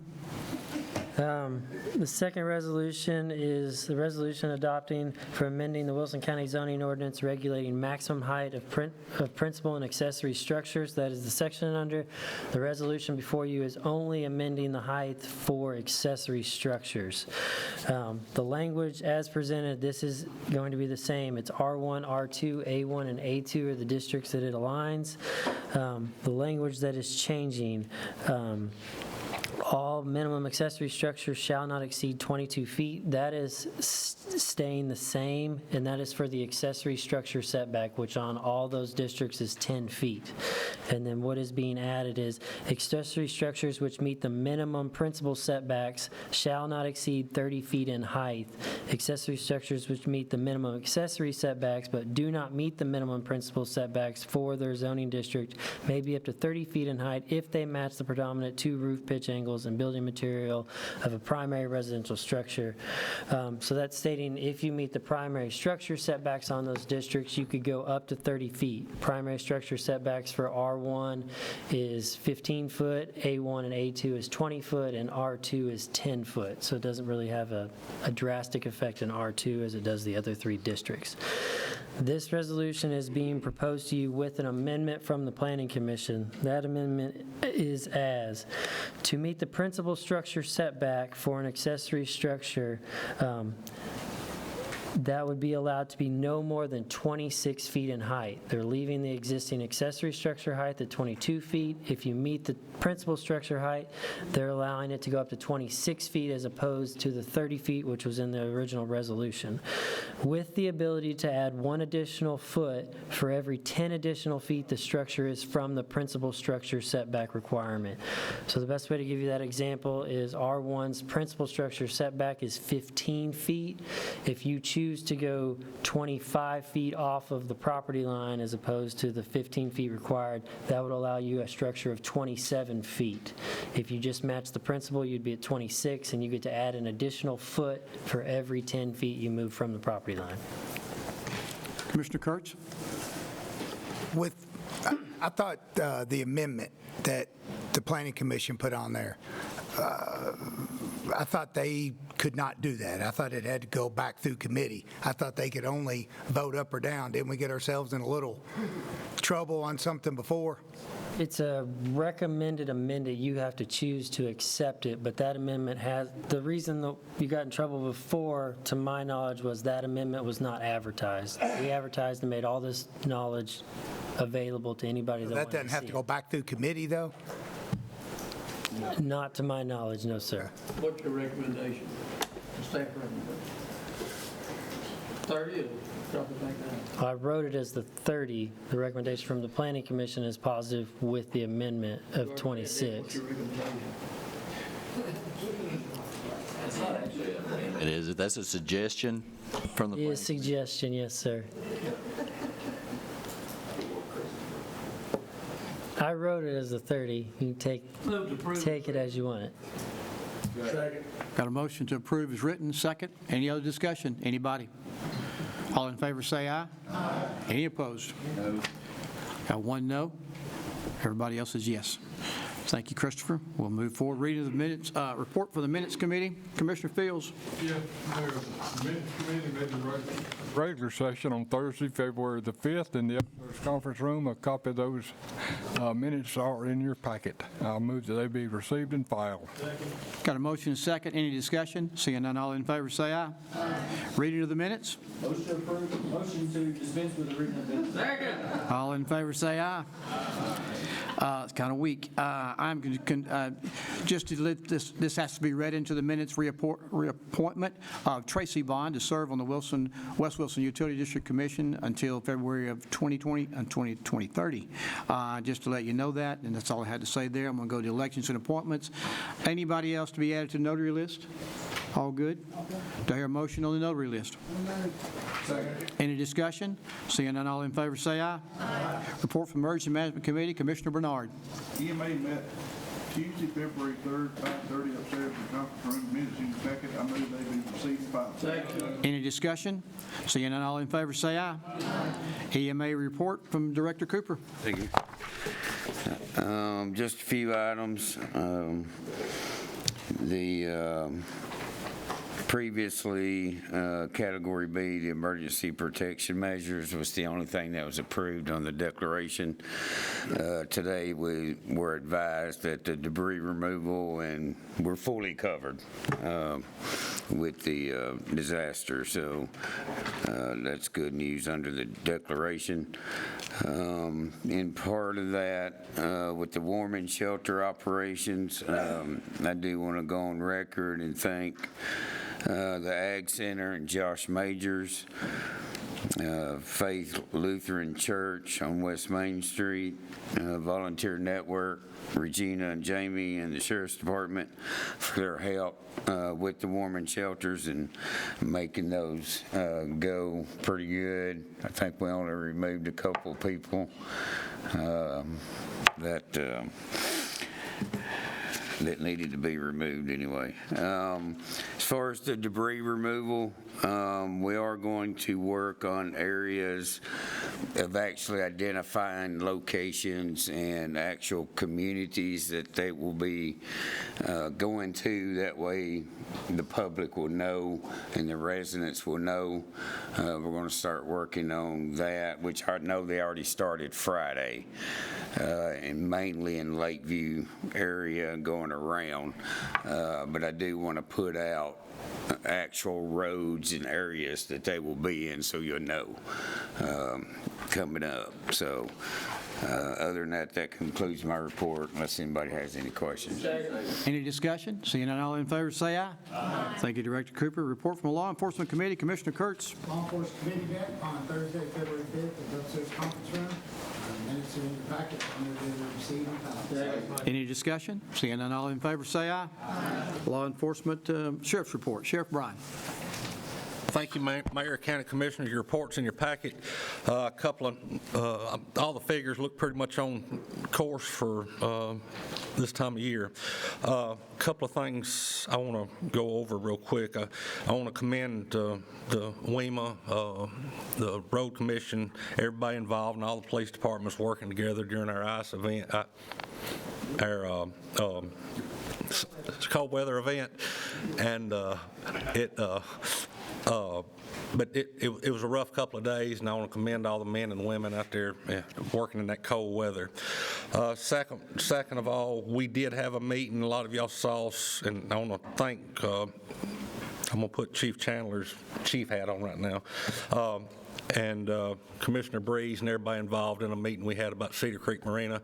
There's there's been some bad stuff happening down there, and we're all working together to try to remedy that. And I think we're working. What happened with that meeting? There's some good come out of it, and we're all working together to see if we can't get a better outcome with what's going on at Cedar Creek Marina. Unless there's any questions, I know y'all ready to go home. That concludes my report. Any discussion? Seeing none, all in favor say aye. Aye. Thank you for being here tonight, Sheriff, as well. Report from Education Committee, Commissioner Marlowe. Education Committee met February 5th, here's courthouse, minutes are in your packet, move they be received and filed. Any discussion? Seeing none, all in favor say aye. Aye. Director of Schools report, Mr. Travis Mayfield. Thank you. You have Mr. Luttrell's report in your packet. Enrollment is up. It continues to climb. We're 20,815 currently. We did use 6 of our inclement weather days during the snow event. One thing that we did do differently, we went ahead and went back to school but couldn't run certain routes due to shaded areas, hills, ice-covered roads, and those things. So that's something we'll probably explore in the future when we have those extended snow periods where we've got some roads that are untravelable. We did name the principal for Central Pike Elementary. It's Amy Wilkins. She comes from Gladeville Middle School, where she was an assistant principal there. And then we received 2 grants, both of which will be used for tutoring. An innovative tutoring grant, $74,600, that will expand grades 6 through 8 tutoring. That will take place before and after school, and we should be able to get started by the 1st of March. And then an early literacy tutoring grant of $20,500, which will be primarily used for training of our teachers in order to better understand teaching strategies for early education. Any questions? Any discussion? Seeing none, all in favor say aye. Aye. Thank you, Mr. Travis. Report from Public Buildings Committee, Commissioner Weathers. Mr. Chairman, Public Buildings Committee met Thursday, February 5th, upstairs courtroom, conference room in the Wilson County Courthouse. The minutes are in your packet. I move that they received and filed. Any discussion? Seeing none, all in favor say aye. Aye. Ag Center Management, Commissioner Scruggs. No report. Animal Control, Commissioner Breeze. No report. Audit, Commissioner Glover. No report. Broadband Access, Commissioner Franklin. No report. Development Tourism, Commissioner Brown. The Development and Tourism Committee met on Thursday, February 5th. Those minutes are in your packet and will be received and filed. Discussion? Seeing none, all in favor say aye. Ethics, Commissioner Dow. No report. Finance, Commissioner Costley. No report. Health and Recreation, Commissioner Smith. No report. Insurance, Commissioner McFarland. Injured met on February 3rd, 5 p.m. Minutes in your packet. Move it approved. Any discussion? Seeing none, all in favor say aye. Aye. Judicial, Commissioner Gentry. Not here. Not here. I'll go to Commissioner Kurtz. No report. No report? No, we got one. I don't. Met before Yeah, I think we did. last month's meeting. Before last month's meeting. January 20th. January 20th, minutes in your packet. Received and filed. Your packet. I move that you receive and file. All in favor say aye. Aye. Legislative Ad Hoc, Commissioner Costley. No report. Planning and Zoning, Commissioner McFarland. No report. Rules, Commissioner Keith. No report. Urban Top Facility Board, Commissioner Scruggs. Urban Top Facility Board met February 5th. Minutes in your packet, move received and filed. Any discussion? Seeing none, all in favor say aye. Aye. Financial Director's Report, Mr. Maynard, you're down to one joke. So my one joke then, if I just get one, at this point, I don't even care what I have to say. I got you. Everything looks exactly where it should at this point. We're on course. Interest income, I was looking earlier, it's projecting, if you project out where we are right now to the end of the year, it's going to be in excess of 18 million. AFT is coming in good, sales tax is coming in good. Overall, I'm very happy with where we are. That concludes my report, unless you have any questions for me. Questions? Seeing none, all in favor say aye. Aye. Report from Budget Committee, Commissioner Marlowe. Budget Committee met February the 5th and January 20th. Is that right? Yes. Minutes are in your packet. I move they be received and filed. Second. Any discussion? Seeing none, all in favor say aye. Aye. We're ready for resolutions.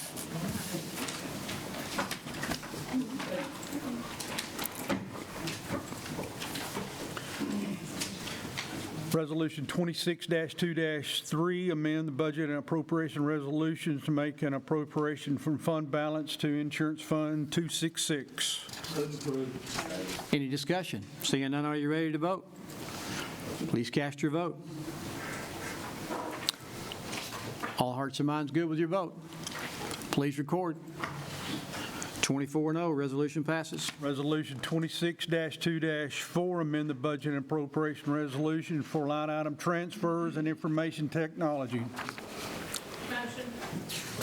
Discussion? Seeing none, are you ready to vote? Please cast your vote.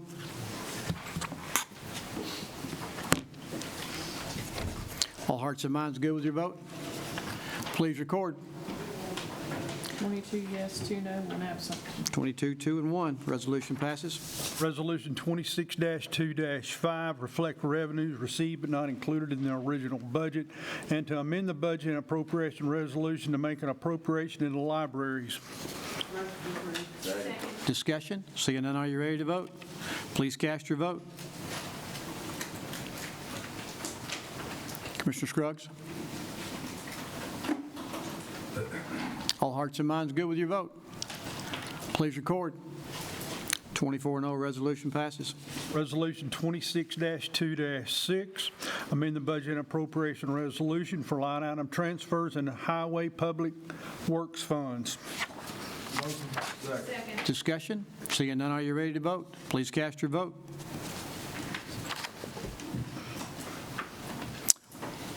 All hearts and minds good with your vote? Please record. 23, 1 absent. Nope, 1 abstain. 1 abstain, 1 absent. There we go. Thank you, Mr. Jones. Resolution passes. Resolution 26-2-7, amend the budget and appropriation resolution for line item transfers in the Sheriff's Department. Discussion? Seeing none, are you ready to vote? Please cast your vote. All hearts and minds good with your vote? Please record. 24-0, resolution passes. Resolution 26-2-8, amend the budget and appropriation resolution for line item transfers in the Sheriff's Department. Any discussion? Are you ready to vote? Please cast your vote. All hearts and minds good with your vote? Please record. 24-0, resolution passes. Resolution 26-2-9, reflect revenues received but not included in the original budget, and to amend the budget and appropriation resolution to make an appropriation to the Sheriff's Department. I got a motion. Do I hear a second? Second. Any discussion? Seeing none, all in favor say aye. Please cast your vote. Sorry, my bad. I'm in the wrong gear. Please cast your vote. Y'all answered. McFarland, Commissioner McFarland, Commissioner Jones, Commissioner Scruggs. All hearts and minds good with your vote?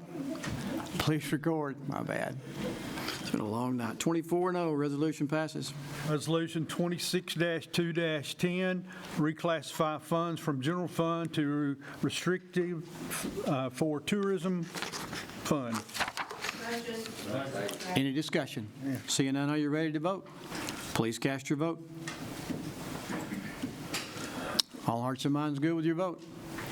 Please record. 24-0, resolution passes.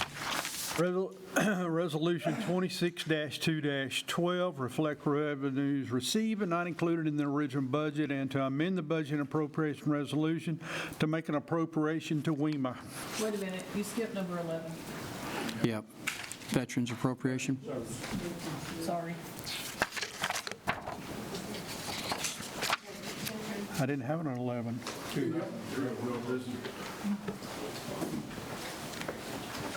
How many can help him? Okay.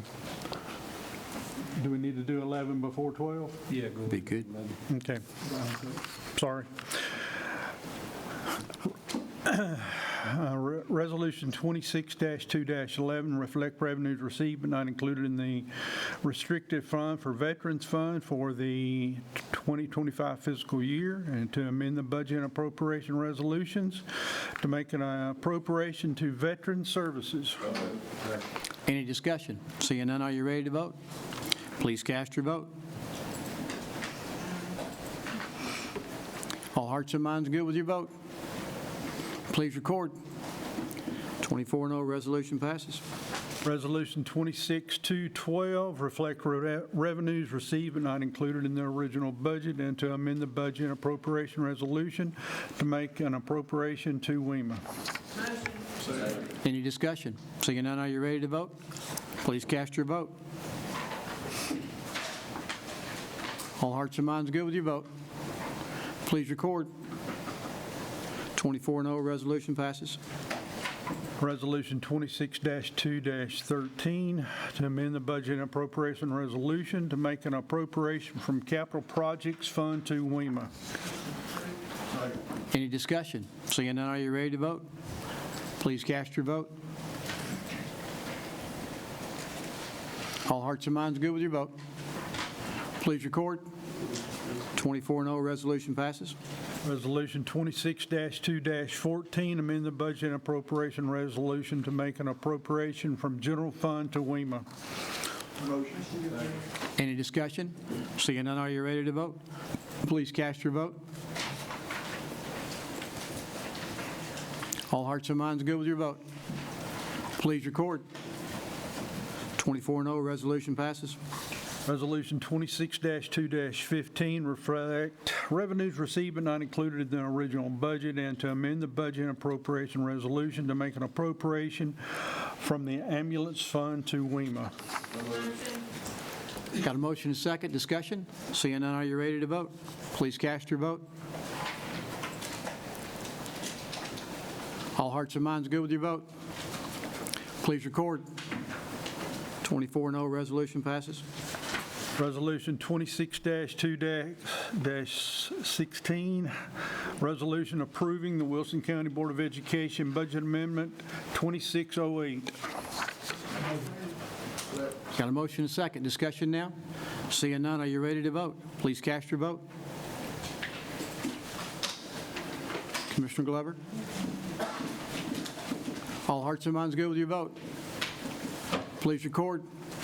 24-0, resolution passes. Resolution 26-2-17, resolution approving Wilson County Board of Education Budget Amendment 2609. Any discussion? Seeing none, are you ready to vote? Please cast your vote. All hearts and minds good with your vote? Please record. 24-0, resolution passes. I don't have any more, do I? I don't. I would like to say this before I go to old business. Thank you to our security folks for being here tonight and doing the job you did. You did an outstanding job. Thank you for that. Thanks to the commission for listening tonight, being attentive to all of them that spoke tonight, and any old business to come before the body. Any new business? As I hear more details on this thing that we talked about tonight, I will shoot you texts, and then I'll leave it up to you on what you choose to do. Okay? Any new business? One more motion? Move approved. We are adjourned.